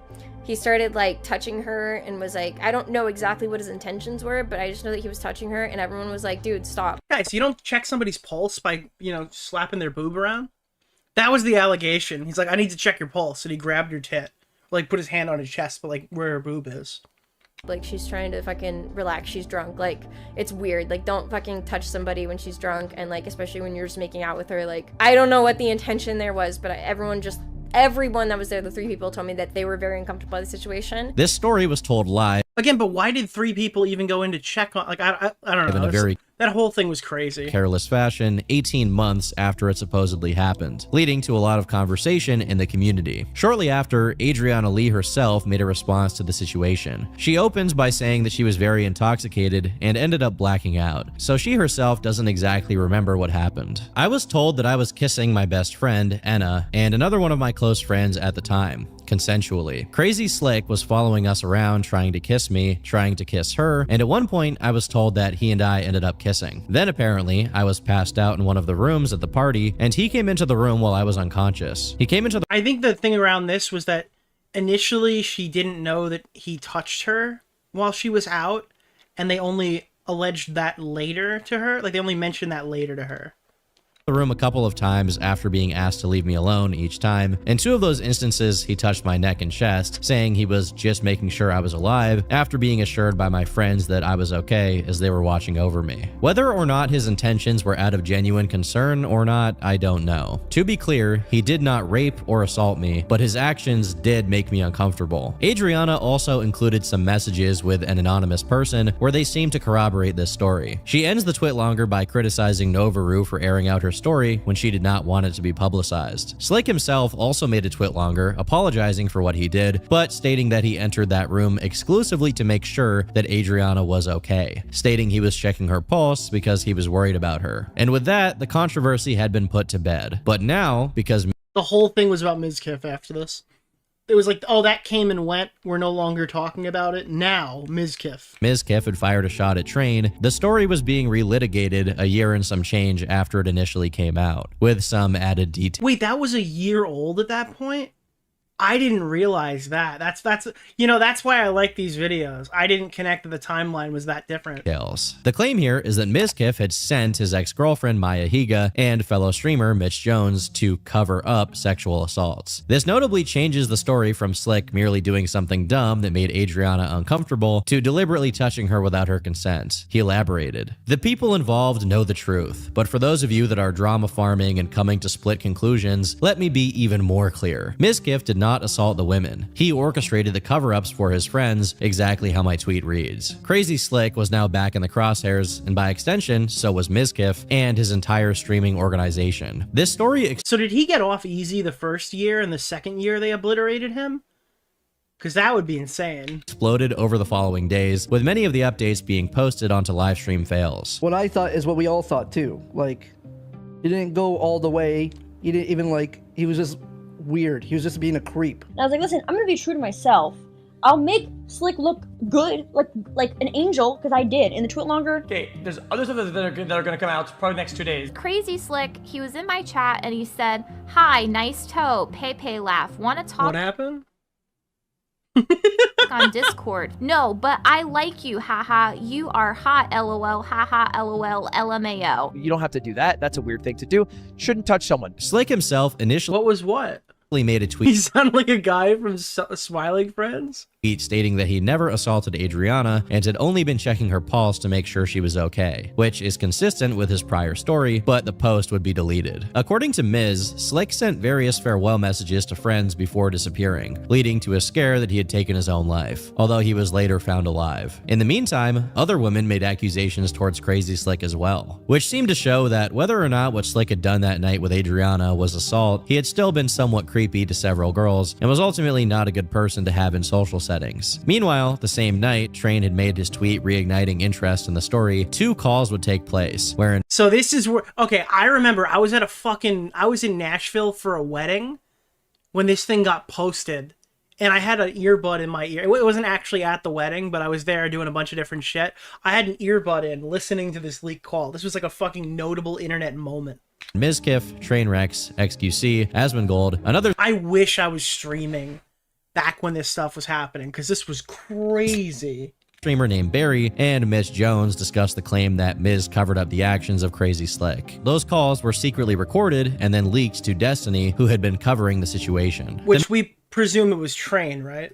Main crux of these calls regards the twitlonger that Adriana had made in 2021. The idea being that, like Train claimed, Mizkif had sent Maya and Mitch Jones to Adriana Lee in person to discuss the allegations. But the breaking point regards whether Miz had sent them to cover up the claims and get Adriana to downplay what supposedly happened in the twitlonger, or simply to figure out what was going on. My best friend in the whole world, Slick, is getting accused of... People are saying he's about to get canceled. I run in his room. Maya's crying. I'm freaking the fuck out. I'm hyperventilating. Mitch is there. We're all trying to figure out what the fuck we can do for my best friend, right? I care about Slick. I do. I love the guy. And people were telling us, mainly Barry, that, yo, Adriana Lee's about to come out with some shit, because Novaru the night before said some shit, right? Novaru was like, Slick shit, yeah. Right. She went out and tried to say some stupid ass shit and accusations about Slick. I am freaking out, and I'm literally crying because I'm saying to myself, I'm going to lose my best friend. I'm going to lose my best friend in the entire world. Maya's upset. Mitch is sitting there. We're all freaking out. So then what I did is I tried to get answers. Can I say something extremely controversial that's going to piss everybody off, probably? Let me preempt what I'm about to say with the actual truth of the matter. It's not a good thing. But I think that most people at a human level, not a content creator perspective, would want to think that their friend is innocent, right? I think that most people, if they remove themselves from the internet, would operate under the, my friend is innocent, I need to find this out, surely there's an explanation for this kind of argument. So if he's not sending them there maliciously, which is his claim, right? If we're granting him that, I understand him being more invested in the person that he thinks did not sexually assault somebody than a person that he hardly knows. I understand that from a human level. It's also your responsibility to take that girl's story seriously, if that makes sense. Answers. I try to get, what is Adriana Lee? Like, I'm trying to think of how I would react. Now I wouldn't stick my neck out for somebody and then send people there to get, I would be like watching from the distance, most likely in that case, and waiting for more information to come out. Getting involved is your first mistake in a case like this, because obviously you see what happened, right? The whole controversy was Mizkif after that. and you're kind of just diving headfirst into a mob. But I think that my response would be like, oh, okay, well, my friend is obviously innocent, right? I can't wait to hear what exactly happened or how it's going to turn around. I wouldn't be thinking about, I guess, the safety of a person I don't even know, because I wouldn't be able to fathom that a friend of mine could even do something like that. I understand that this call is horrific and it sounds terrible. Again, he doesn't know he's being recorded here, and I do think that is a human response if he wasn't sending them there, you know, with the expressed intention of having them cover it up. Thinking, what is going on here? What's happening to my best friend? I wanted to know. Without playing the entire thing, here's my basic summary. On one team, you have Train, who claims that Maya's role in the situation was to bully Adriana Lee into downplaying the allegations. On the other side, you have Mizkif, who— Nah, bullshit. His behavior is completely unhinged. I've never heard of anyone doing anything like this. Again, we're operating in the hypothetical that he sent them there actually to get information, not to cover up a sexual assault. I think that most people in the chat would, unless there's a reason to not believe your friend, I think that most people in the chat would probably be biased towards their friend until information comes out that proves them guilty. Claims that he was simply trying to figure out exactly what was going on and was worried that his friend and roommate was about to have his life ruined over something I think he did it for damage control. This is a Twitch streamer. This is a clout goblin. I also think that is a totally valid theory, one that might be true. Again, this guy had a meltdown when his girlfriend got more viewership than him, right? So that totally could be accurate. It could be him not even caring about Crazy Slick or whatever, Slicker, not even caring about Slicker, right? It could be him not even caring about Adriana Lee. He's wondering how this is going to blow over and harm him personally because of the association. That's another that totally could be true. Mizkif did not know the truth of. Maya did a stream responding to the claims where she said this. I was fine with her. I just think the chatter, like the average chatter, if they were in a scenario like, it would probably be similar to my example. The twit longer, fine, right. She was gonna write a twit longer. And it's Crazy Slick, not Slicker. There's too many Slicks in this story. I asked her if she thought that Slick raped her or sexually assaulted her. And at the time, it's actually criminal that the gambling thing happened right before this with a different Slick. Agreed. Or at the time, she said no. So I said, okay, could you include that? And again, I intentionally preempted this. It's your responsibility if you're going to get involved to do the right thing. And I don't think that Mizkif did the right thing the entire time. Like, I think that like a percentage of the stuff would be clearly the wrong thing. If you're going to associate yourself in this and your public image and your public figure, fuck that. Let's just say your private image, your private figure, your own words and stuff. Then yeah, you're responsible, I guess, for the way that stuff goes down. If you're saying things with your whole chest. Yeah, 100%. And your twit longer then. And she said, okay. Was there a power dynamic in that situation? Because I'm a bigger streamer, yes. And I feel bad about that. It wasn't my... I think it's all insane, weird-ass shit. Maybe my perspective comes from the fact that, like, I interact with streamers all the time, and I'm used to, like, every streamer turning into an unhinged rapist, pedophile, child-molesting, fucking zoophile sadist or something. And I'm not really surprised when it happens. Maybe I'm a bit jaded in that regard, because there's just so many sexual degenerates that operate on social media that this is kind of a regular occurrence in these parts. Intention to introduce that to the situation. I wasn't trying to impose that on her. I wasn't trying to pressure her, you know, or like force her into saying something. But did it naturally exist? Yes. Meanwhile, Adriana appeared on Hassan Piker's stream to claim that Maya had encouraged her to downplay what went down. I walked downstairs, they're like, so what happened? Like, let's do something about it. And I was like, well, I was just gonna write the twit longer with Kyle, the person that was there. Like, I don't Nicholas really the see goat, thank you for the $5, my man. why you guys need to be here. And then from there, obviously I was... What was the name of the Not a Sexual One song? Emotional Relationship. I think it is. I recommend watching Nicholas DeOrio's latest video. Emotional Relationship Cuck Song. That's what it is. The Emotional Connection Song. Cuck. let's accept the fact that Seth is not triggered by this. He should be able to give me an honest answer. How do you feel about the fact that Wiz is living with her ex-husband? And most likely, if reality is a thing, taking the dick from her. Yeah, it's been deleted. It's a mirror now. So what's your opinion on that situation, Seth? I'll give you, Schmeckel, an honest answer. I don't really care for Fred being there, honestly, but then again, we have an emotional connection, not a sexual one. This is one of the greatest pieces of YouTube media ever released. That's Ludwig after fucking Cutie Cinderella hangs out with Hassan, apparently. You know, well, you know, if we say something, we're gonna have to kick Slick out. And I was like, okay. And it's like, well, if you do say something, just know, like, people are they're gonna come after you. I was like, okay, well, like, I'm still gonna be true to myself, you know? Yeah. And we wrote the thing together, like, she was there while we were writing it. Why is he eating during this, too? Can you believe this?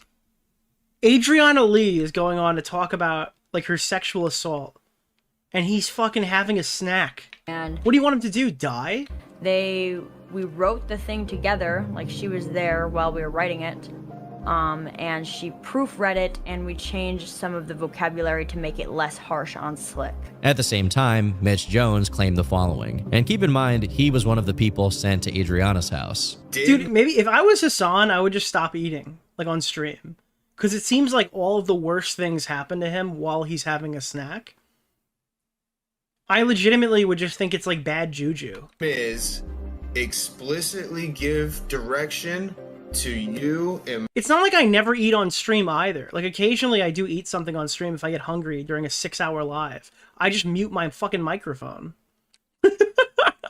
Yeah, that's another thing I do. Like I can multitask in tremendous ways, guys.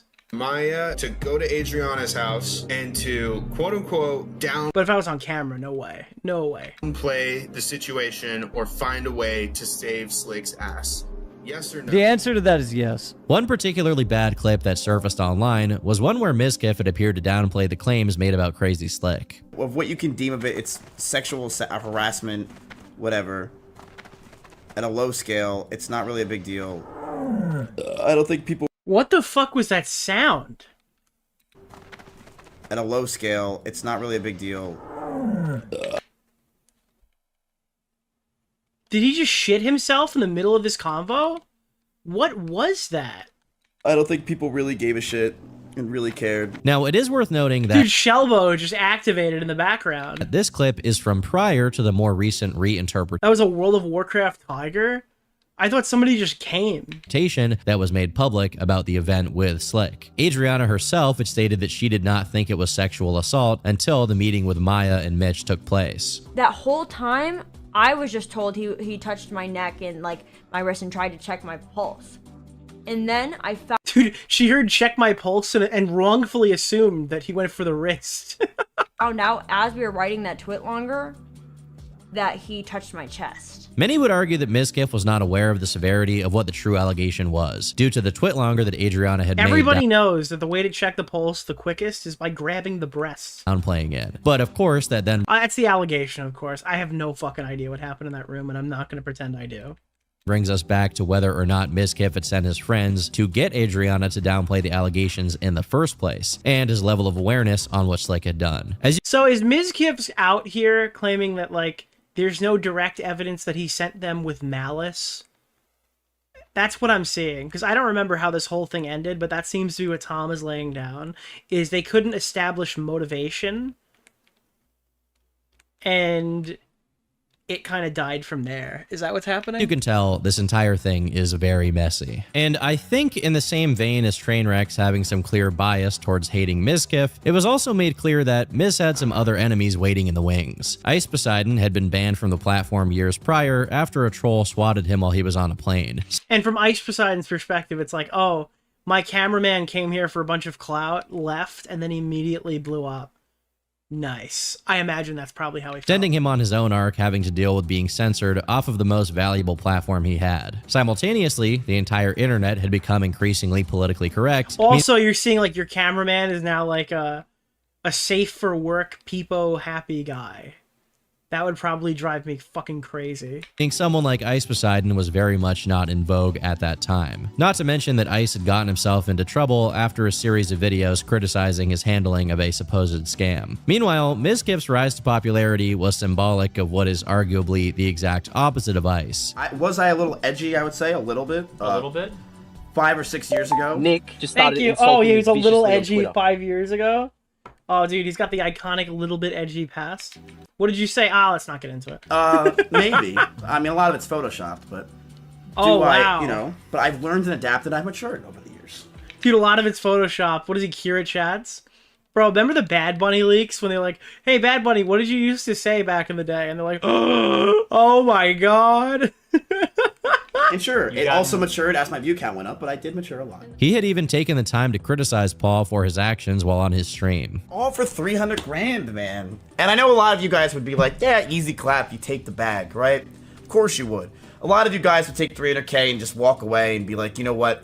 But you're not Ice, you know? You didn't build this reputation and work so hard for 4 or 5 years, ruined your mental health, you know, ruin... Yeah, I'm sure he kind of profited immensely off of it. I don't really feel bad for these kind of people. Lives around you, make... Wow, you pioneered a new genre that you willingly chose to do when you could have made a shitload of money sitting in your chair? Oh, dude, yeah, that sucks, man. I can't believe that. I'm sorry that happened to you. Insane content, do all these things, and ruin your reputation from millions of people, all for... You don't think he could have made money playing Fortnite or something if he really wanted to? For $300,000 that you could have easily made doing something else. But in the way... Yeah, okay, well, then that's his fault, you know? You acknowledge he could have just done something else and he wouldn't have made as much money, but he still would have been extremely well off. Yeah, I don't feel bad for him. Of the controversy, Ice would come back to fire a shot at Miz, posting old messages of him saying the N-word. While many people saw this as petty, and I'd agree, Ice did later attempt to justify his actions on stream. Well, we were friends, and then he got big, and then he basically didn't talk to me anymore. And I was like, okay, that's fine, I understand. And then he just started to give me backhanded fucking comments on his stream, and it's probably because people said like Miz made you, and he probably started talking shit. I don't even have to see the clip to kind of know what's happening. He would just like play it off as a joke, and then he would just keep doing it when I was fucking down, bro. Like I was low, and I mean, yeah, again, it depends on what you were low for, though. Some of the lowest parts of my life, but I still didn't leak anything ever because I'm like, that's kind of lame to leak shit. But then after the whole drama with the sexual assault thing and the fake wokeness, that's kind of true. If the worst thing that Ice did was just scam his fans, allegedly, he's probably still one of the better Twitch streamers. Isn't that funny? That's how bad Twitch streamers have gotten. And all this bullshit that everyone was peddling. He's like he's the A tier of bad streamers. I was like, all right, well, no, A tier would be high. He's the D tier of bad streamers. At this point, he'd be in like the F tier of good streamers. Everyone. So that was my 2 cents that I just decided to add in. Ultimately, none of us were present for the meeting with Adriana, Maya, and Mitch, so we can't know exactly how that conversation went down. What we do know is that the consequences for Mizkif and the Austin streaming scene were catastrophic. The thing with the Mizkif stuff is usually when there's false allegations, it's pretty obvious, or if somebody's being overly scrutinized by people who are like, this is one of those where it's just like I'm not touching that with a 10-foot pole kind of dramas in current day, where it's like I legitimately do not know in this specific story who the fuck was telling the truth. Firstly, you have the negative publicity. Destiny, Hassan, hundreds of YouTube channels, tweets, Reddit posts, news articles, every format that can possibly contain video or text or convey any sort of information was covering this. I'm sure blind people were reading tweets in Braille about what Mitch Jones said to Asmongold, said to everyone. This was like the biggest drama. This was like the biggest drama ever. Blah, blah, blah. At the time. For Twitch, definitely. Blah, blah, blah. Train's tweet was posted on September 9th. Also, yeah, dude, we actually do have to hit the button. Sorry.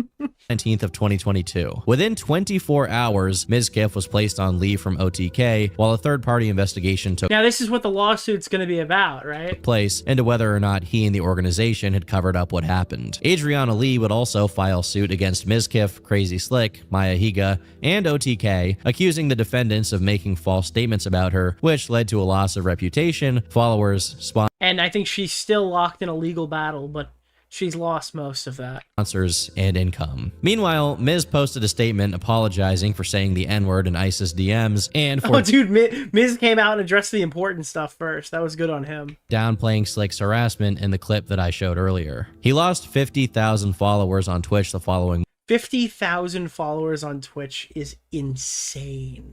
That is a huge number. month, and over the next few months, he became increasingly inactive. In December of 2022, the third-party investigation would conclude with no direct evidence that Mizkif had attempted to minimize or cover up the alleged sexual assault, and so he was reinstated as an official member of OTK. But the lawsuit from Adriana was still ongoing behind the scenes. In that same month, another member of OTK, Rich Campbell, was also accused of sexual assault. Yeah, and everyone fucking trashed this guy, and now they're all welcoming him back. It gives me, like, extremely bad vibes, dude. Extremely bad vibes. Both like, they're like, oh, dude, yeah, I'm happy to see Rich come back. It's like, Asmongold and Tectone would talk about the allegations. And I saw a lot of people that were saying that it wasn't true, that she's making everything up. Please do not do that. You are not our fan. charges were dropped? You're not... Bro, I'm sorry. They went really fucking hard. I don't know if you can go really fucking hard, not really acknowledge that you went really fucking hard, and be like, welcome back. Yeah, that's a fucking vibe and a half, my guy. I don't know about that one. On our side, we are on their side. That's why Rich is gone. A lot of people want to go online and tell Dude, this fucking clip is insane. women that their stories are invalid because they want to come to the defense of their content creators. It's also worth noting here that one of the few people that defended Miz publicly was actually Emiru, giving a rather emotional appeal to the sincerity of his character. I mean, you guys know I've lived with Miz for 10 months, and I've hung out with him pretty much every day since I got here. And the Miz that I know would never know the full story and just let that happen. Wow, you should be really nice to this girl. She's doing you a huge favor. There's just no way that he knew. I'm sorry. A character testimony at this point in his life. Surely he'll treat this person with respect moving forward. That's just not the person that I know. Maya Higa made a final statement on the 25th of September, saying this: I did not go to the house that day with the intention of manipulating Adriana's story. I did not go to cover it up. This would not be possible, as even Adriana did not consider the incident to be SA until this past Monday, as she said on her stream. Adriana's feelings regarding the situation have rightfully changed since that day, and I support her. On that day, I was only able to operate off of the information that was given to me by Adriana and the eyewitnesses at the time. That information was that there was no rape or sexual assault, but that Crazy Slick had made Adriana uncomfortable. I supported Adriana in sharing this. I did ask about her experience, and I did go there with the intention of understanding the truth of the incident that occurred at the party in January of 2020. At the time, I thought this was the right thing to do. I fully understand that it was wrong, given my position, to insert myself into that situation. Following this, she would take a step back from online content creation to focus on her animal sanctuary. Jay Schlatt would... Dude, that's another crazy fucking line. Then she went to her animal sanctuary. I always do the possible. I'm just saying, this is what makes Mizkif look like such a fucking psychopath right now. Everything is aligned against him in this current drama, but you're just hearing bits and pieces of why it's so funny right now. Ultimately leave OTK the same month that Rich was accused of SA. Oh, hey Tom, what's going on? Since XQC and Train have become unfathomably rich, this is the drama that it caused Kick to exist in the first place. Really? I did not know that part. One more underrated aspect of the story is how much drama from 2022, both gambling, what happened at Crazy Slick Chain. Yeah. Losing the brand one of their biggest names. And while he never talked about it publicly, it's likely that the constant... All right, Tom, this one's for you, buddy. scandals plaguing the company were just not worth his association. Being seen next to Mizkif in that streaming room now had some strings attached, and thus began a rather dark period for his life. Let's go! Bird is the word. This situation put Mizkif in an awkward position to say the least. The constant growth he had been experiencing was put to a halt as a legal battle raged behind the scenes. His company and his own The gambling drama, the gambling banning drama, the gambling from Twitch led Train to begin working with Stake. Eddie, which birth Kick is a, that's actually, dude, you're right. Holy fuck, dude. So this singular drama damaged Twitch the company too. That's insane. reputation were called into question, and his Dude, 2 dubs in one night? Are you serious? opportunities became limited. Publicly, he did attempt to keep the streams going, and there were definitely some notable happenings, while his ability to make connections Yeah, he kind of, for me, dropped off the earth. I didn't even know he was still, like, making content. was definitely harmed. He still had a number You could thank Slicker for doing it, dude. Well, I guess that is the rise of people that will- platform. willing Yeah. to collaborate with him and make content. Alinity, his sister, who is not really his sister, Cinna, I got owned, dude. I thought it was his sister. I pulled it up, like, her take on stream. Extra Emily, and many others. He was not at his peak, but he was still a formidable force in the streaming space, able to collaborate with some of the biggest names on the platform. Was he going to be Kai Cenat? No. But the network he had built was still valuable and worth pursuing. On top of that, Miz made a wise decision in diversifying Bro, that guy's arms are huge. his income streams. The best example being Iron Forge, a gym he opened in Austin. Not only would it serve as a fully functioning business in its own right, able to get up to 1,000 Thank God he went on a complete natty run after that, too. Unironically, dude, Mizkif is so on the up and up. I can't wait to see where this video goes. You know? I can't wait to see what happens from here. members and break even financially, but it also provided a valuable avenue for content. He could invite other sweaty streamers to exercise, which is definitely a pretty funny novelty. He could host events where even legends of the bodybuilding world like Ronnie That's Knut. Coleman would stop by to see what all the fuss was about. While some had made the case that his career was over, in reality, there was a lot of Wait, the guy who has heart problems went on roids? Yes, actually, yes. success still happening at this point in time. His monthly viewership had definitely declined, as did his follower growth, but he was still the owner of a 2 million follower channel on Twitch and was seemingly able to average as many as 20,000 live viewers on a regular I mean, that's not dead. That's not fucking dead. basis, even with a more inconsistent streaming And the fact that that wasn't enough for him because he had reached such high highs and watched his, like, peers surpass him, but this is enough to have generational wealth for, like, any other person on the planet.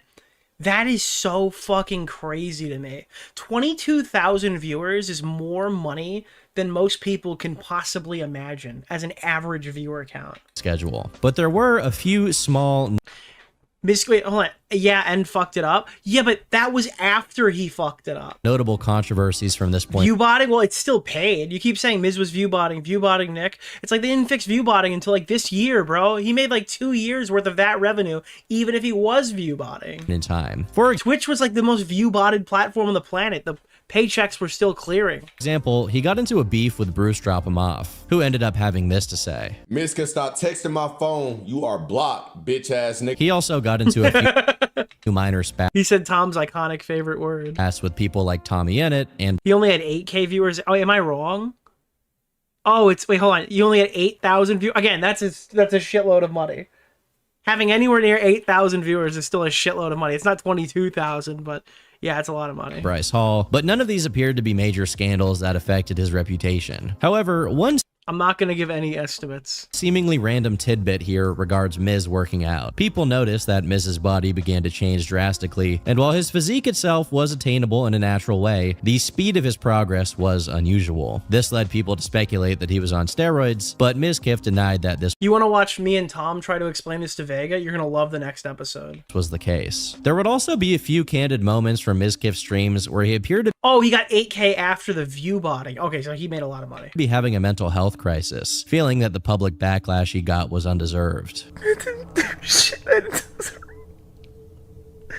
Go off your stream and stream, bro. Get on my chat, man. My mental can't take it anymore. I just can't. I can't do it. Yeah, for a clout goblin who literally thrived off of collaborations, this was actually his personal 9/11. like dying. It's so bad, Chad. It's so bad, man. Publicly, Miz Wait, I'd have never heard that audio. That's insane. was collaborating with his friends, particularly his girlfriend Emiru, trying to pump out content like usual. He even managed to secure a stream with BB. Wow, I can't believe Emiru would collab with him at a time when it was like poisonous for her career.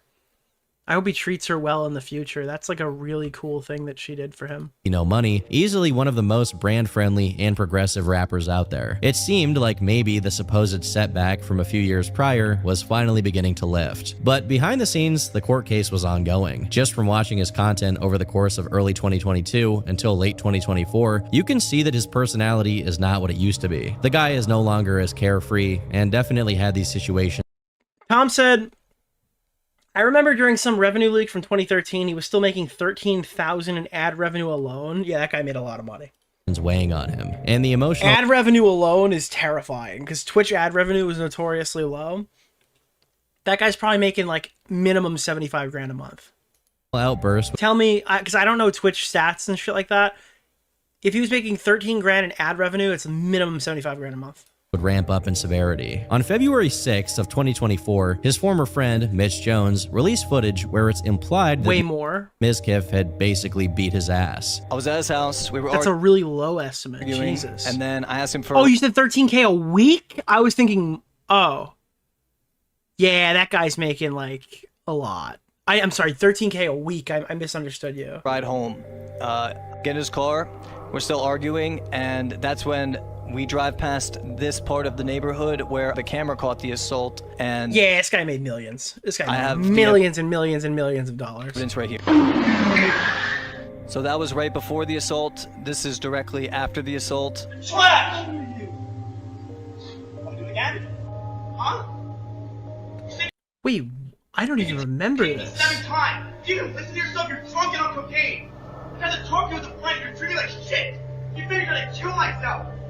Dude, he sounds like... You know who he sounds like? Not just because he said that. He sounds like Fousey Tube. Nick just started insulting me. Yo, thank you for hitting the goal, guys. I appreciate it. He sounds like Fousey Tube, who I famously cursed. And all you can say, fuck you. Dude, this is his iconic Audi R8 that he drives really fast in the state of Texas, according to him. Do is say, fuck you. You think you're treating me like shit. Wait, dude. Yeah, he went after him for fucking... Dude, he literally just did it in person. Apparently, Mizkif just screams that he's gonna kill himself all the time, allegedly. That's like his iconic catchphrase.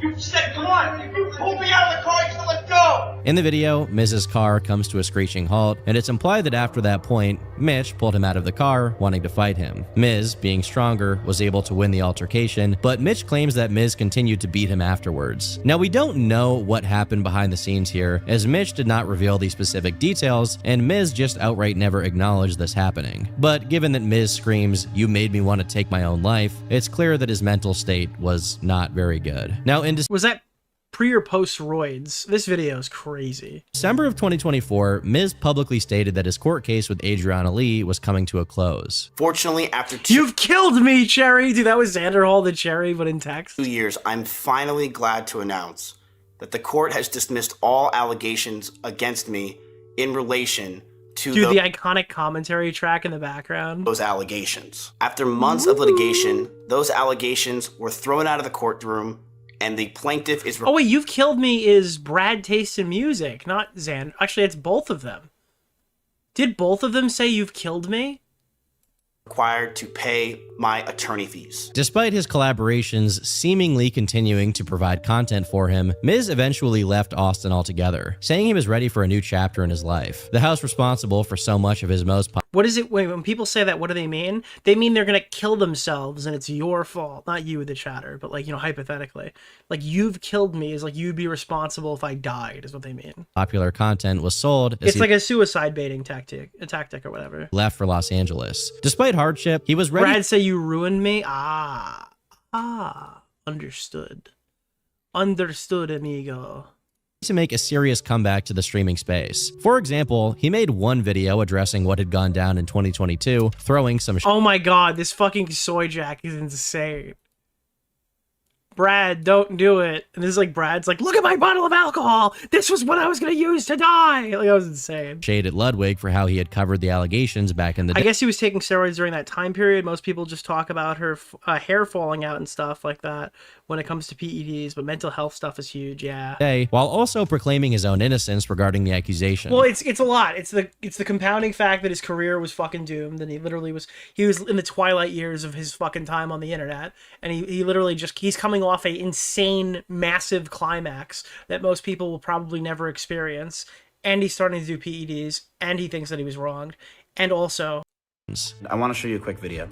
I made a video. He was malding and now he's balding. Dude, that is insane. Oh, got a fuck ton of views. Has 98.7% like ratio. Called Twitch is Collapsing.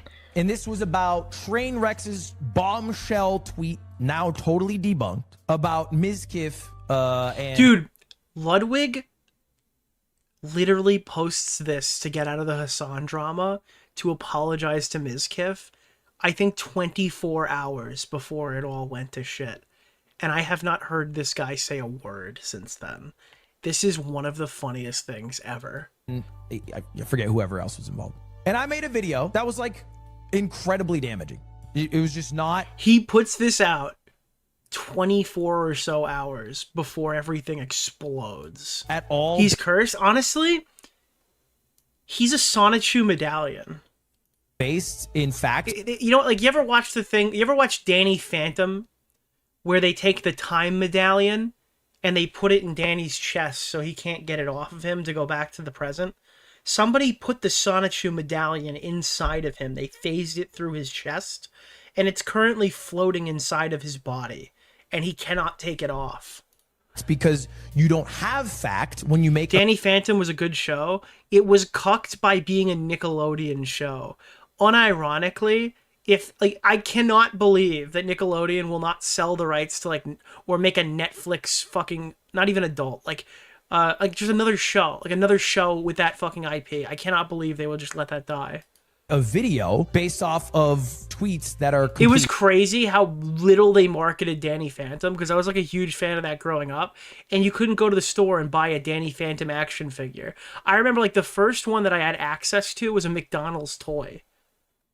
You couldn't buy you could buy an action figure of everything. They didn't market a Danny Phantom action figure, or if they did, it wasn't prevalent. Made up. These videos have no research to them.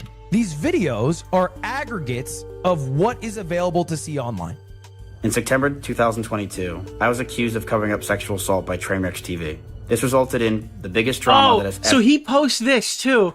And this is even crazier. This is in between, right? So Ludwig puts this post out to get himself out of the Hassan drama, and Mizkif fires up a video saying, "I do not forgive you." Never happened in the history of Twitch, where dozens of the top content creators attacked me for weeks, saying that I covered up sexual assault and I deserved to be banned. Ludwig was one of those content creators who made a video titled "Twitch is Collapsing" with over 3 million views. This video told people that I was the only one involved in this whole thing, and I orchestrated basically a cover-up.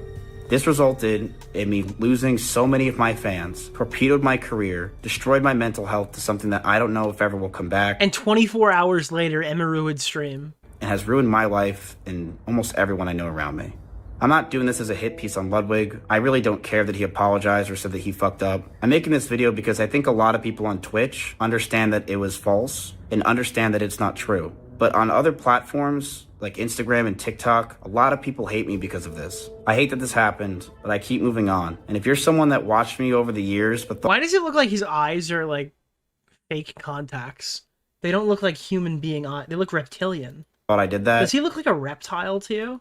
Give me another chance. His eyeballs just look fucked in this video. Simultaneously, he appeared on multiple podcasts within a short period of time, clearly preparing for a comeback and a new chapter in his life. But it's still worth noting that TikTok filter, dude, I love when people put out some fucking bullshit and they're talking about the most traumatic moment of their life, and they have Snapchat bunny ears on their fucking head while they do it. Even in these podcasts, he still discussed the allegations made in 2022. We watched this on stream, is so funny. I feel like my brain cracked when it happened. I almost feel like there's a before me and after that me.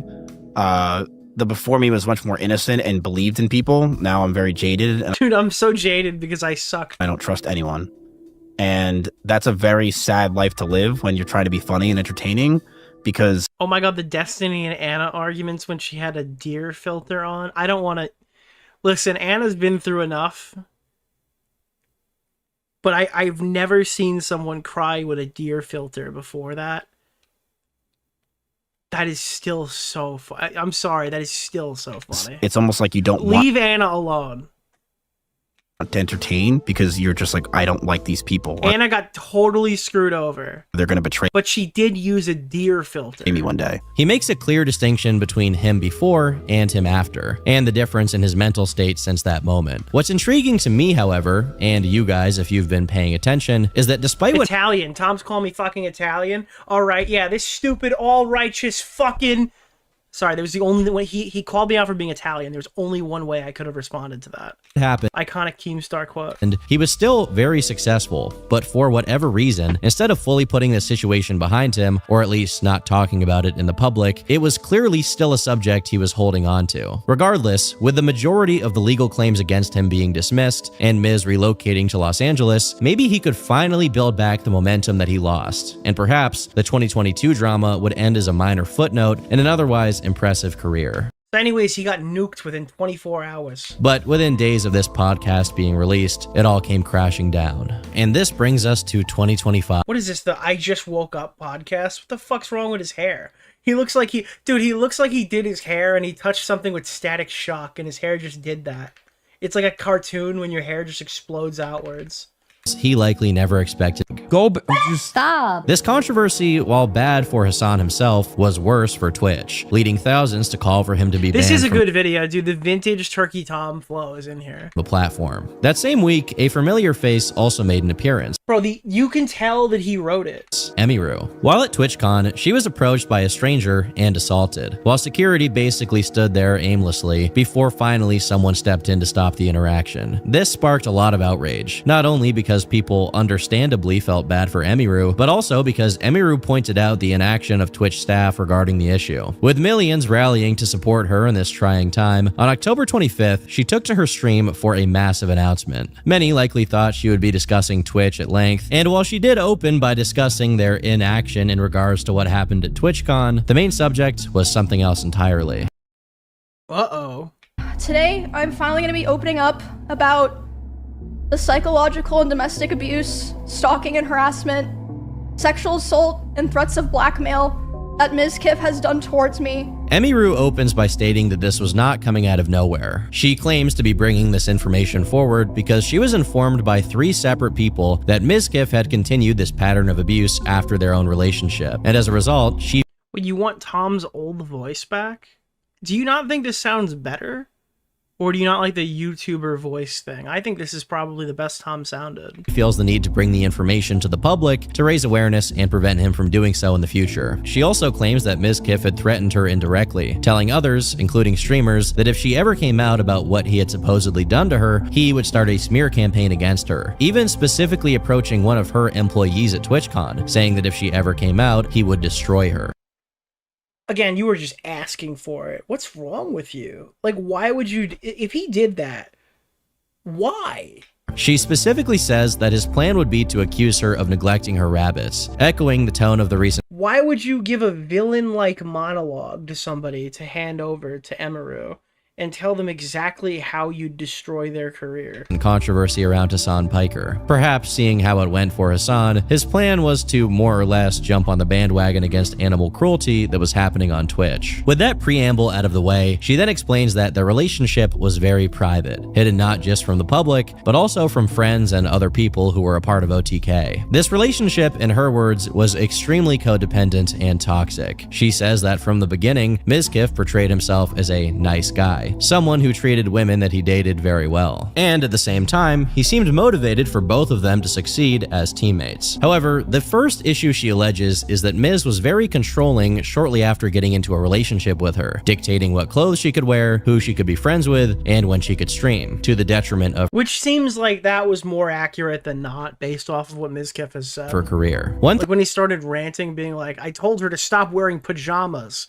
I immediately believed everything she said. Thing I haven't seen anyone bring up in regards to this comes from something I covered 2 years ago in regards to their relationship. While at the time their dating was kind of speculated on and somewhat of an open secret, Emiru had accidentally tabbed into her Discord on stream, showing some messages with Mizkif. One may interpret the following messages as being controlling. In regards to her being on stream, he says, "You literally lift your legs like a cheerleader multiple times, stick a bottle between your legs and play with it, farm those parasocial people by doing this content in the first place. After claiming to me you don't want these weird..." So this is him, I guess, shaming her for farming parasocial viewers, right? By like making her content that she wants to make, right? Like the reason, like you look so stalkable tonight is what he's saying to his girlfriend.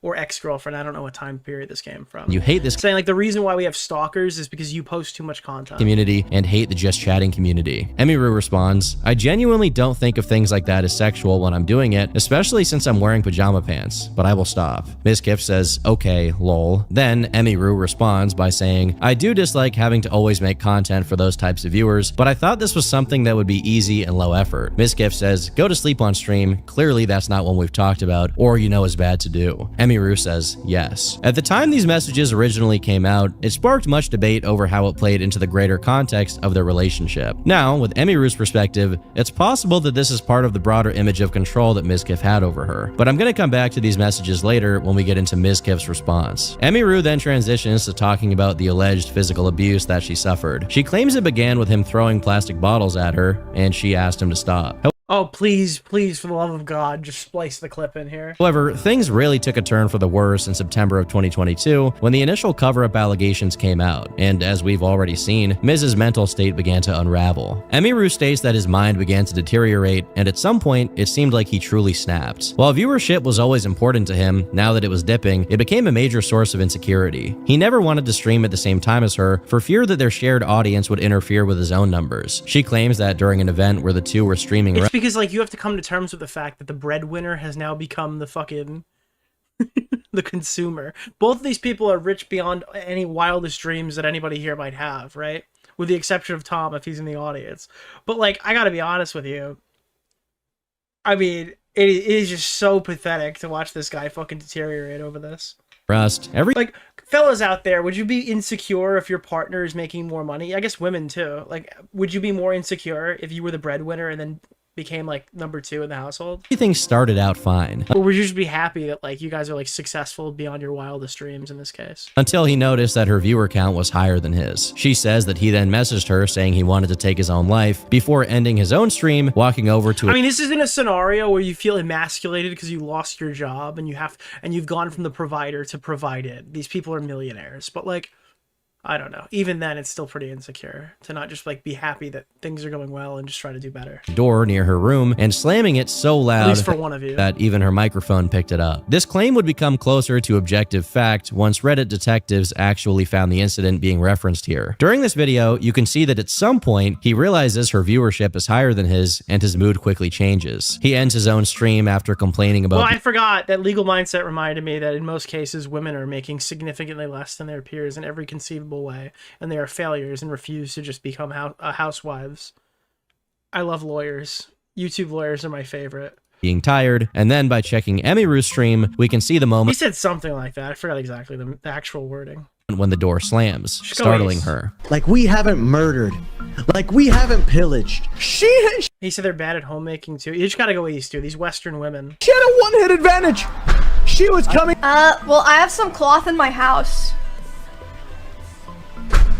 In her allegation video, Emiru states that she eventually left to go check on him, which seems to be true based on the VOD. So I tell my stream, I'm like, hey, guys, I'll be right back. I get up and I go talk to him. And I'm like, hey, what's going on? And he's like, I hate all you guys. Like, all you guys do is just take from me. And like, I'm just done. And it's like, you've got nothing left to give, Miz. What are you talking about? Like, I'm just done. And I was like, is this like really happening because of rush drops? And he was like, I don't know what else to do. He was like going off on me, like basically saying that he hated me. And I was like, well, I don't know what to do now. And he was like, go finish your stream so that people don't know anything's wrong. She states that from this point onward, things only got worse. He would destroy furniture in front of her, punch holes in walls, and at one point even threw his phone at her, giving her a bruise. All right, but listen, he was violent too. All right, we gotta find this out. He would throw his phone at me. I would tell him. We gotta hear about the it's iconic mutual violence. scared me. I don't like it. My favorite and one clip of the time drama. it even hit me in the eye, which caused me to get a black eye. But he always, was like, "Oh, it's an accident," and I was like, "Oh yeah, it's an accident." Like. Emiru claims that during these fists, she would lock herself in her room to get away from him, and he would scream and bang on the door while she waited inside for it to be over. And this behavior allegedly also extended It's like a outside horror movie, dude. of the house. Mizkif is the proud owner of an Audi R8, and according to her, he would drive his supercar extremely fast, including during arguments. She describes one specific scenario in which she and Miz were sitting in a restaurant, and he saw on his phone that Mr. Beast had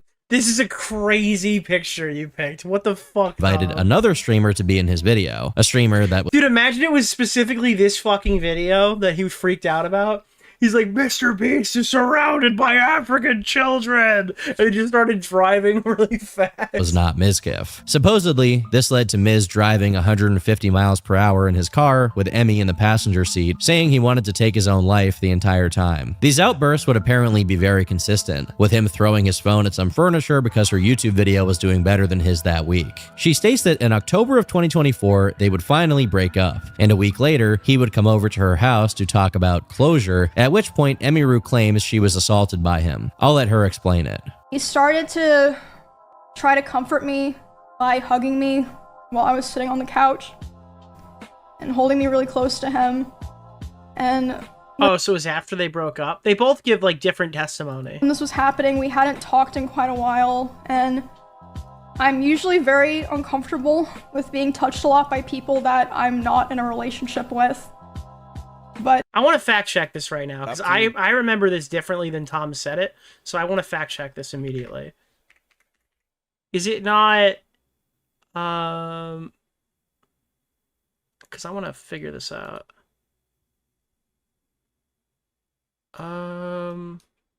Dinner. Is it the food place? Okay, here. Listen. Heated argument, and I broke up with her. We broke up for about a month, then got back together because we thought we can make it work. We went to get food at BJ's, a common place where we would get food, and then we went back to her house. In Mizkif's version of events, Tom, is what I was trying to tell you. It's not to talk about the relationship. The state of the relationship is not the subject. They're already back together, and they went on a dinner date. That's what I'm trying to mention. Listen to this. And holding me really close to him. He try to comfort me. Throwing his phone at some furniture because her YouTube video was doing better than his that week. She states that in October of 2024, they would finally break up, and a week later, he would come over to her house to talk about closure, at which point Emiru claims she was Emiru claims that it's a post-relationship closure conversation. assaulted by him. I'll let her explain it. He started to try to comfort me by hugging me while I was sitting on the couch and holding me really close to him. Like, this is a sad, comforting moment where they talk about the way their relationship ends. Mizkif says that they were back together, they went on a dinner date, and things got hot and heavy on the couch. She made me upset with it, and we got into a heated argument, and I broke up with her. We broke up for about a month, then got back together because we thought we can make it work. We went to get food at BJ's, a common place where we would get food, and then we went back to her house. We cuddled for about 30 minutes and started to kiss. She said that she was okay with this on her stream, and I started to advance to the next stage because I thought that's what she wanted. She yelped, and I immediately sprung up and was scared if I did anything wrong, or did wrong in general. I got scared and left the house. Okay, there's two things here that I want to mention. One, these are two completely different stories. The Mizkif one cannot exist in the same planet as the Emiru one. Only one of these things can be true. It's not a case where it's probably something in the middle. One of these is a relationship date night. The other is a post-relationship conversation with a somber tone. One of them, the girl is consistently sobbing throughout the entire interaction, including when they were kissing. and obviously would not be into it from her version. And the other one is just, she's not kissing at all. We cuddled on the couch after a date, and I put my hand down her pants, and then I left. The only thing that makes me think that Mizkif's version of events is completely fabricated, and that would be my opinion, not any matter of fact that I'm trying to portray, is the only part where they kind of meet is the yelping and leaving. If this is your girlfriend and you are actively dating her and she yelps when you put your hand down her pants, why would you flee the house? That's the part of the story that makes me doubt Mizkif's testimony. Yes, in a vacuum. I'm not considering anything else he said. Obviously, there'd be other doubts if I did. But in this context, why would he flee his girlfriend's house thinking he had done something wrong? Given the exact testimony that he has just delivered. If his version of events is true, that's not something that makes sense to happen at that point. And when this was happening, we hadn't talked in quite a while, and... Fleeing the house in general is weird? No. Fleeing the house in general makes tons of sense if he knew he was doing something wrong. That would be an obvious move. If she's crying, that's usually the male sign to not advance sexually. Even if you share a kiss, if a woman is sobbing, like ugly crying in front of you, that's usually a universal sign not to put your hand down someone's pants. Now, if someone were to do that, I would not be surprised if they would flee the household after, thinking they have done something wrong. But Mizkif's version of the story doesn't leave me in a scenario where I could justify that action in my head and make that make sense. I'm usually very uncomfortable with being touched a lot by people that I'm not in a relationship with. But, I let him hold me while I was crying. Like, he doesn't even mention that she's crying because it wouldn't make sense in the narrative that he's put forward. Like I said, I don't know who's telling the truth here. I have my opinion, but there's no mistake here. Somebody lied. And he started kissing me in my face, and I let him do it. I was still sobbing a lot. And then, suddenly, he tried to climb on top of me and aggressively shoved his hand down my pants. And, I screamed. They acknowledged it was toxic, it was consensual, then it was not. They didn't acknowledge anything. These two stories are not compatible. They could have happened on entirely separate days, and that would be more logical than them both existing at all in the same day. If you told me these were 2 different days and they got them mixed up, I would believe that.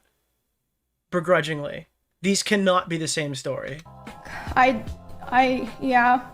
And when I screamed... What you're saying is true, but at the same time, I have no idea what to predict from his behavior at any point in time because he was borderline psychotic. I agree with you. The point that I'm trying to make, though, is what he said on stream and what she said on stream are not similar at all. The setting is different. The tone is different. The actions are different. The only things that are similar are they were in a room, they kissed, a hand went down the pants, somebody yelped, and they left. Every other aspect of this story that would be a deciding factor in judging what happened is completely different. Screamed, he jumped off me like a cat, like... They both use the word yelp. And, instead of apologizing or checking if I was okay... And if someone says stop, you stop, that's... Well, in the defense of everyone here, nobody is saying that he went forward after that. Everyone universally agrees that when she said no, he stopped. So that's something worth noting. He said, I feel weird now. I feel like I did something wrong. I have to go. And he immediately left my house while I was still crying. In the wake of this video... He did it twice. I have never heard any allegation that he put his hand back down her pants after she yelped. Video being released, the livestream fails community would once again get to work piecing together the story. As I showed earlier, they had the video of Mizkif raging once he noticed Emiru's viewership, but there were also plenty of others. One clip features his previous girlfriend, Maya Higa, and while she keeps the subject of it nameless, people speculated that it was Mizkif. I did a guy that... Three sides was... This is what I'm trying to no.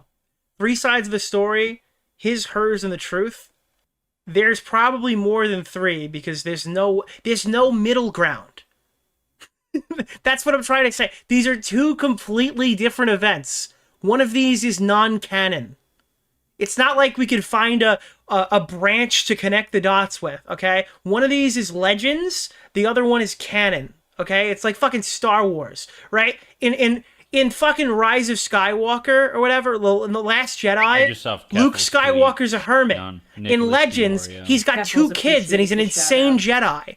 Both of these can't have happened. Existential horror look at my life. STM met out watching Netflix you and reading a book. I snapped out when you brought up Danny Phantom. I'm done with the internet for a bit. Amazing. It's like, and this is like the perfect example. There's two Luke Skywalkers. There's the Luke Skywalker from the comic books and the extended media, and then there's the Luke Skywalker who drank out of a cow's nipple and fled his entire family, and Han Solo died without him knowing about it, okay?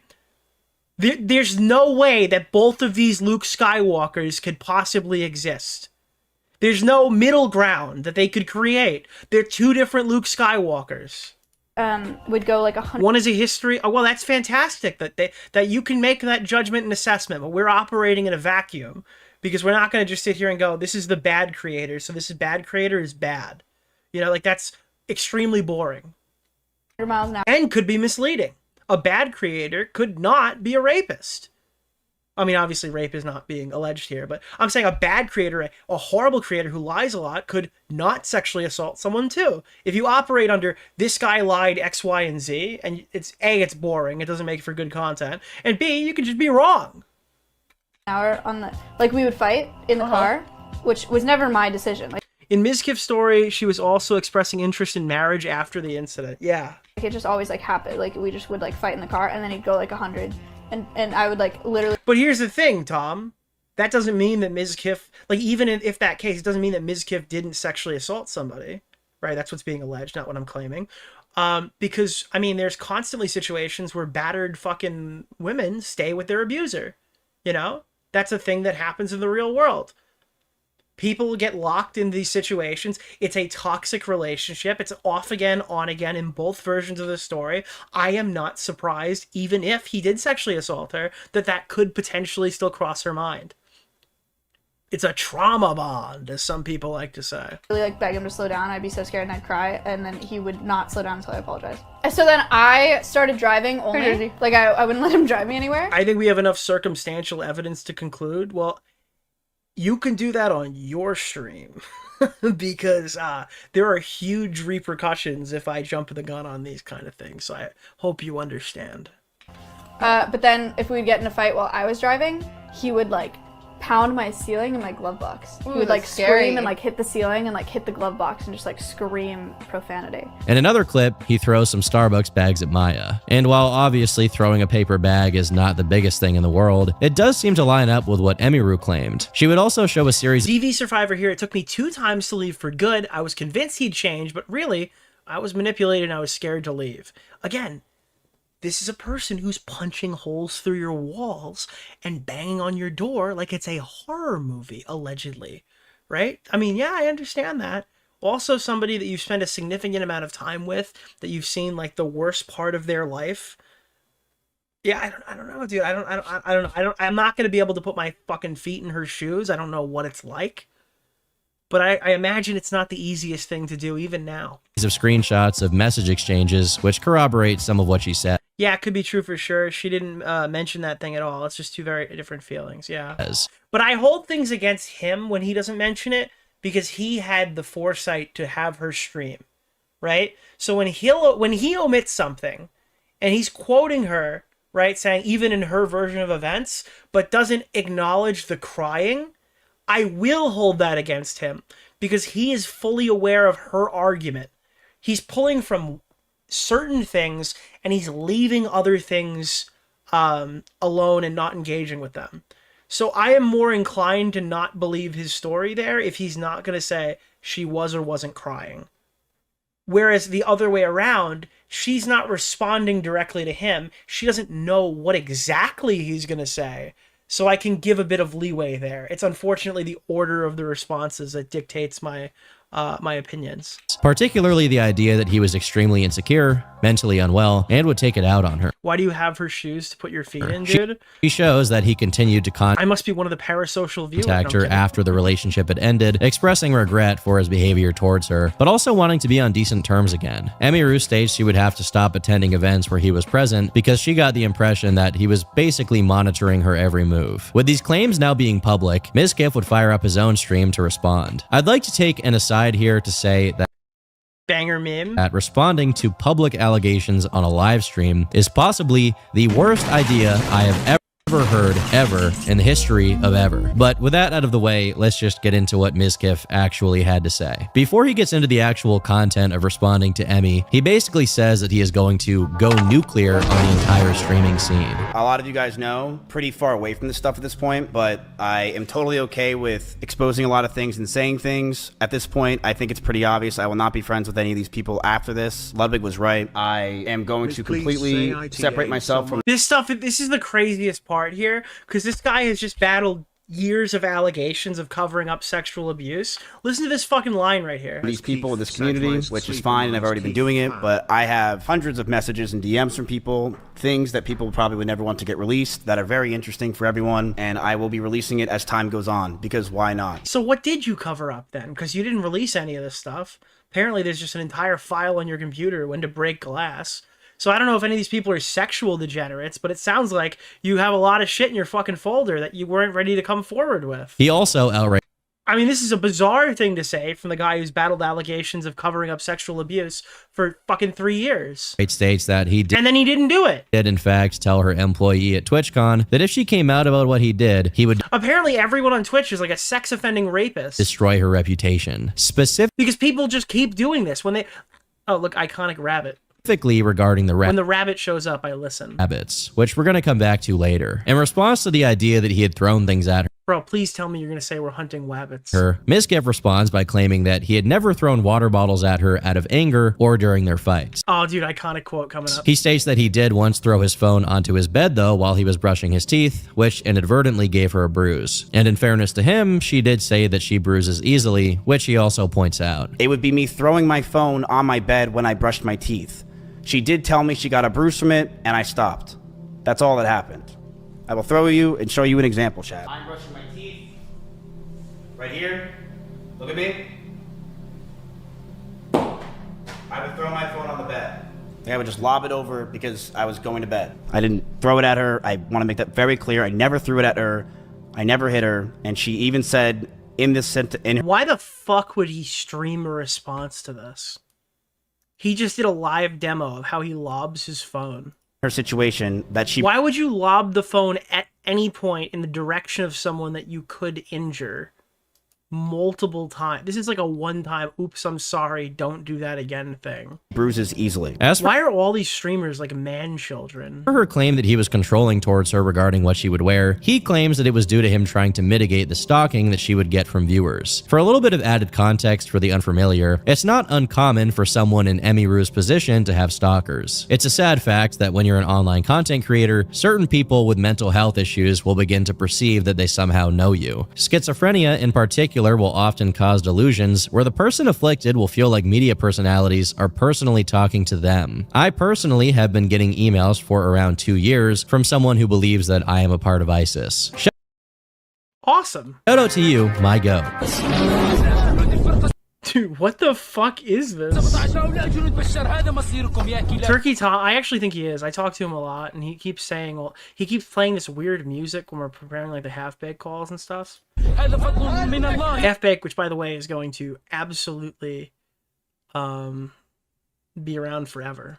Now, Mizkif claims that his controlling behaviors were to mitigate the presence of these stalkers. While we don't know exactly what was going on with their in-person interactions, I once again am going to refer to the leaked messages from earlier. If you believe Emiru, then this was yet another instance of him being controlling towards her. If you believe Mizkif, then this interaction was him trying to stop her from encouraging more parasocial behaviors from the audience. To mitigate the Nick, how did you end up becoming the smart, relatively nice one? It's wild. All of my peers blew themselves up, so I'm the only one that's left. Presence of these stalkers. And the content of the messages from Mizkif do line up with that perspective, although whether that was his true intention is not for me to say. Now, if you'll remember, Emiru had claimed that as a consequence of what happened with the OTK drama, Miz's mind basically snapped. This is something that not only has he talked about before, but he also agrees with it in his response, stating that after this, the only person he really talked to was Emiru, which also aligns with her claim about the relationship being extremely codependent. He admits to being obsessed with viewership, something he didn't really need to admit to because that much was already obvious from the Rust video. And on top of that, he does in fact go down one path that Emiru had predicted, claiming immediate hit the rabbit point. It's funny because part of his fucking reaction seems like he didn't have any idea what Emiru even said. And then other parts, he seems kind of knowledgeable. I think he watched clips and fired the stream off. It is beyond parody that this guy has done this. claiming that she neglected her rabbits. Emiru has a lot of rabbits, but as those rabbits moved out of her room and into the living room, they started to see disgusting neglect. No food, no water, sometimes not having clean bedding for weeks. And my brother once came over and said, and I quote, "If you ever marry this woman, I'll never forgive you." Here is a video up close of Emiru's rabbits. These are small little mites that are inside the rabbit cage. And I still, to this day, have not seen the mites. Have you seen the mites? she didn't care. She completely neglected these animals. Thank you for the 10 gifted.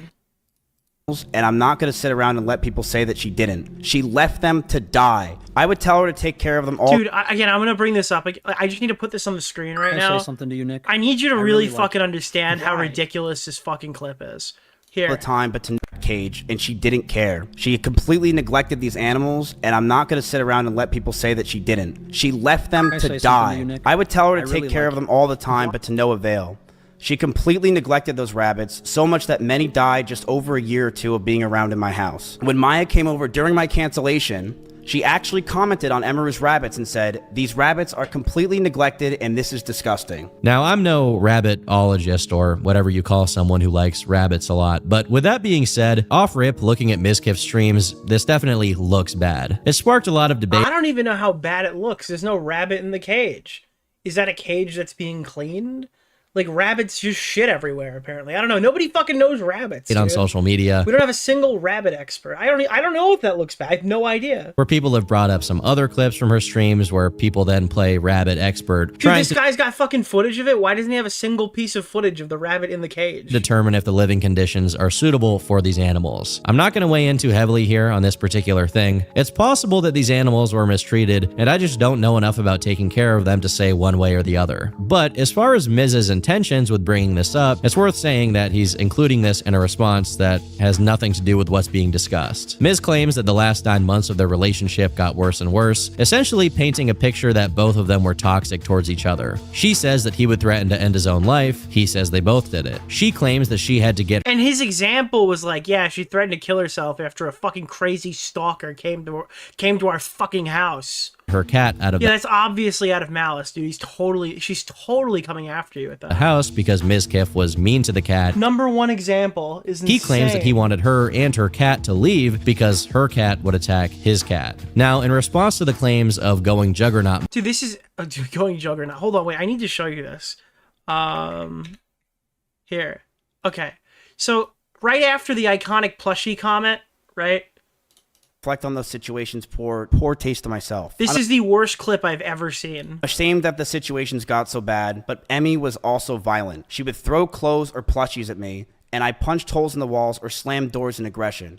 That's the violence comparison by this genius who chose to stream this. She would throw clothes or plushies at me, and I punched holes in the walls or slammed doors in aggression. I one time did say I was going to kill myself. Okay, so now he's acknowledging the KYS comment immediately after, and then he's now going to explain how she also threatens to kill herself. So this is like his best example that he could possibly muster up, because nobody, like I said in the Mama Max thing earlier tonight, nobody leads with their worst example.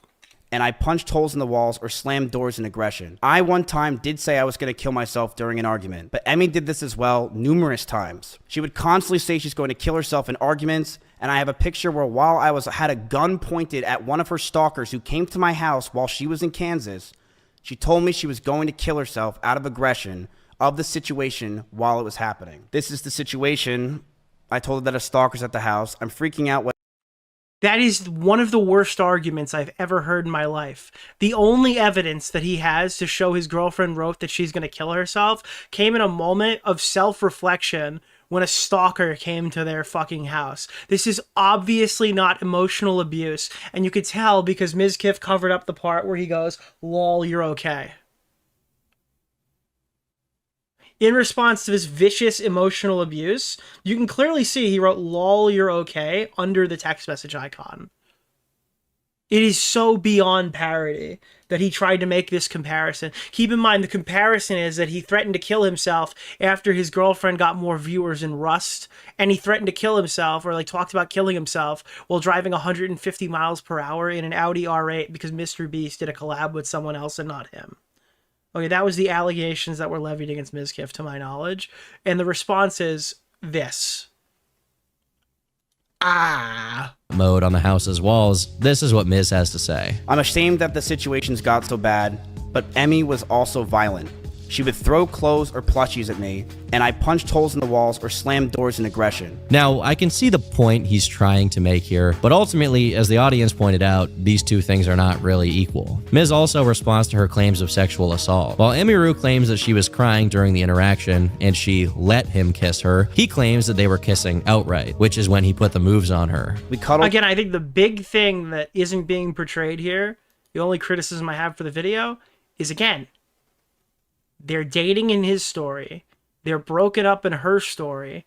They went on a dinner date to BJ's in his story. They're addressing their relationship and having a somber moment in her story. It doesn't track. For about 30 minutes and started to kiss. She said that she was okay with this on her stream, and I started to advance to the next stage because I thought that's what she wanted. She yelped, and I immediately sprung up and was scared if I did anything wrong. I got scared and left the house. I apologize if that made Emmy uncomfortable for me not saying sorry, and I wish I said sorry back then. Yeah, well, Tom mentioned the crying, so I didn't mention the crying, but... This particular part of his response has caused a lot of debate on Reddit and other sites as to whether or not what she describes is assault, whether his retelling is assault or not, etc. Alright, I see the Guan guy. You keep saying he did it multiple times. There's literally no allegation that I've seen of that at all whatsoever.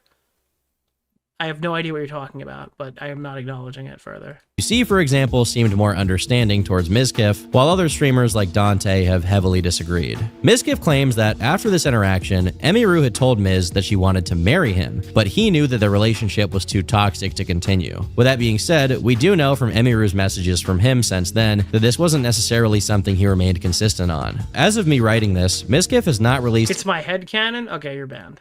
Anything on these other streamers as he initially promised. Instead, he's turned off the comments on his entire channel and gone silent on most of his social media. But that doesn't mean that all of the developments have stopped.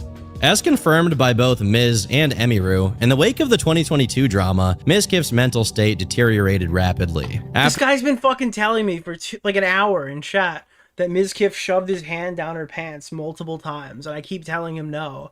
And he's like, yeah, no, that was actually my headcanon the entire time. That guy's banned the fuck from the stream. Holy shit, dude. After his response was posted, he took to his offline chat to speak about this a bit, stating that during that time period, he did in fact take steroids, took That's insane. shrooms every day, and at one point took acid. He even specifically clarifies that the steroids gave him anger issues. Now, if you've done a little bit of reading online, or you watch Trend Twins videos, you're— Dude, the iconic fart.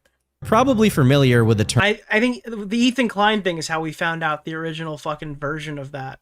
roid rage. Without getting into the science of it, you can become irritable, snapping at things that wouldn't otherwise make you upset, and flying off the handle into physical violence. Given that Mizkif's mental state was already poor, steroid use definitely didn't help, and probably contributed to not only the violent outbursts that Emiru Yeah, I think this is probably accurate. described, but also the Mitch Jones incident. As I said earlier, we don't know exactly what led up to this incident, and given what's said, it's possible that Mitch had goaded Miz into beating him up. However, this is just another drop into the bucket of the broader picture that is Mizkif's perpetual crash out after the 2022 drama. And I'm sure doing psychedelic drugs like mushrooms and acid didn't help either. Now, up until this point, I've mostly avoided talking about the reactions of the broader. Bro, he's like, you know when they have the fucking drug trip in Avatar?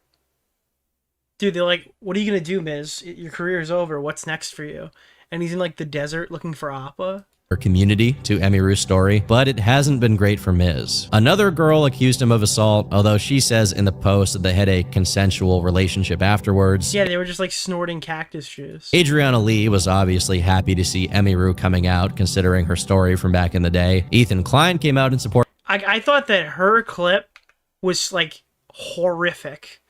Like her response to the whole thing, laughing while Emiru was like explaining a traumatic fucking life experience, was like insane, where she's just giddy and excited that Mizkif's career is exploding. Like it was the quiet part out loud fucking MP4. Holy shit. Support of Emiru, Asmongold I absolutely hated that video. has been shitting on him relentlessly. Live stream But again, here's another thing. Came out in support of Emiru. Asmongold has been shitting on him relentlessly. Food for thought, dude. Asmongold was shitting on fucking Rich Campbell relentlessly, right? Like he said a lot of insane shit about Rich Campbell and then welcomed him back with like open arms after everything was settled. So I don't know if I trust his preliminary like attack here. Obviously Mizkif is like a long-standing YouTube drama target with a rich history of things to talk about, so it's not exactly a one-to-one, but I'm just saying Asmongold going hard on somebody doesn't necessarily mean anything. Live stream fails made South Park edits where Miz is Cartman, because of course they did, with his No, he didn't. I encourage you to look up the clips. There were some in this video. assume now former friends NMP Lol, S-Fan, and Asmongold. Asmongold's very close with Emiru. Dude, again, that's another reason to be a little bit wary. You know what I mean? Like, this is Twitch.tv here. There's so many people who have incentive to hate this guy as well. I don't know how there's going to be an unbiased Twitch perspective on this at all whatsoever. And again, Mizkif has not done himself any favors. He probably couldn't look more guilty if he tried. Changing their profile pictures to play into it. Trainwreck is seen as a hero, cast out of the Twitch poggers community, only to play a direct hand in orchestrating their downfall, which many see as deserved given recent events. While Train himself more or less declined to comment, Tectone has come out in support of Emiru. Various other content creators have shared that they either didn't like Mizkif or never heard a nice thing about him behind the scenes. Even Ice Poseidon came back to throw a shot across the bow. And Pokimane also made a statement in the most Pokimane way possible, but I can't stand her. It's just so easy to hate Pokimane. Everything she does just has a layer of like fuck off. I'm not reading that. Now, at the same time that all of this was happening, Rich Campbell's accuser announced that What did he just say? I'm not reading that. Now, at the same time that all of this was happening, Rich Campbell's accuser but I'm not reading that. Now, at the same time that all of this was happening, Rich Campbell's Rich Campbell user announced that she was dismissing her lawsuit against him, and he personally returned to Twitch after 3 years of silence. And Mizkif has officially been dropped from OTK for the final time. The organization he helped found has now cast him into the shadow I thought he was out for a while. That's funny. realm. Meanwhile, Why would he stay after that? I don't know. Gold has implied that more stories are soon to come out. There have been 2 additional people that have alleged that he assaulted them within less than 24 hours of this stuff coming out. And not a single person that is in the space that knew him is really defending him. And the most recent development in this story is that Mizkif has filed a lawsuit against Emiru, Asmongold, and OTK. Looking at Mizkif's career, it's obvious that he's backed himself into a corner. Whether all of these claims about him are true or not, part of the main issue is that the entire culture of Twitch he succeeded in, at least the Austin scene, relied on likability, whereas streamers Yeah, he's fucked. It's collaborations, likability. He's never going to be back where he was, even if he's entirely vindicated of everything. All right, go watch the rest on Tom's channel. We've pretty much, this is kind of just the conclusion, but I thought this was pretty fucking good, dude. Let me go before my true colors show. This is the new Licked thing where you can get like 3 songs, I guess, per month. Damn, bro. Jesus. I can't believe I realized in the middle of the video I actually don't care about anyone. If a Turkey Tom video is posted 1 minute ago, I am 1 minute into the video. Also, I am gay. The alternate reality with Mizkif as a finance bro has the exact same ending. Mizkif being a failed finance bro. I want to just go back to the part because someone just said that he didn't do this with Rich Campbell. So the only thing with Rich Campbell that people see is everyone welcoming him back right now. But I just want to remind you, all right? This was the Rich Campbell thing. Again, where is it? Ongoing behind the scenes. In that same month, another member of OTK, Rich Campbell, was also accused of sexual Rich Campbell assault. Both Asmongold and Tectone would talk about the allegations. And I saw a lot of people that were saying that it wasn't true, that she's making everything up. Please do not do that. You are not our fan. You're not on our side. We You could literally just interchange this with like a clip that he's talking about Mizkif. are on their side. That's why Rich is gone. A lot of people want to go online and tell women that their stories are invalid because they want to come to the defense of their content. My point is these guys come in super fucking hard all the time. So that doesn't mean shit, all right? You have to wait till the dust settles to see what happened. Don't take a streamer's word for it, even if they know each other. It's also worth noting here that one of the few people that defended Miz publicly, It's not an indictment on, in some cases it is. But it's not like, just be careful. was actually Emiru. All right, so that was a thing. Yeah, and now it's like, whoa, dude, I'm so glad Rich Campbell's back. It's like, but you're part of the hate mob. I don't know, whatever.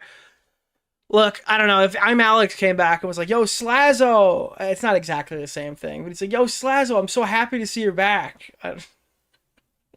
My eyes would roll back into my head, but I guess that's not exactly a fair comparison, you know?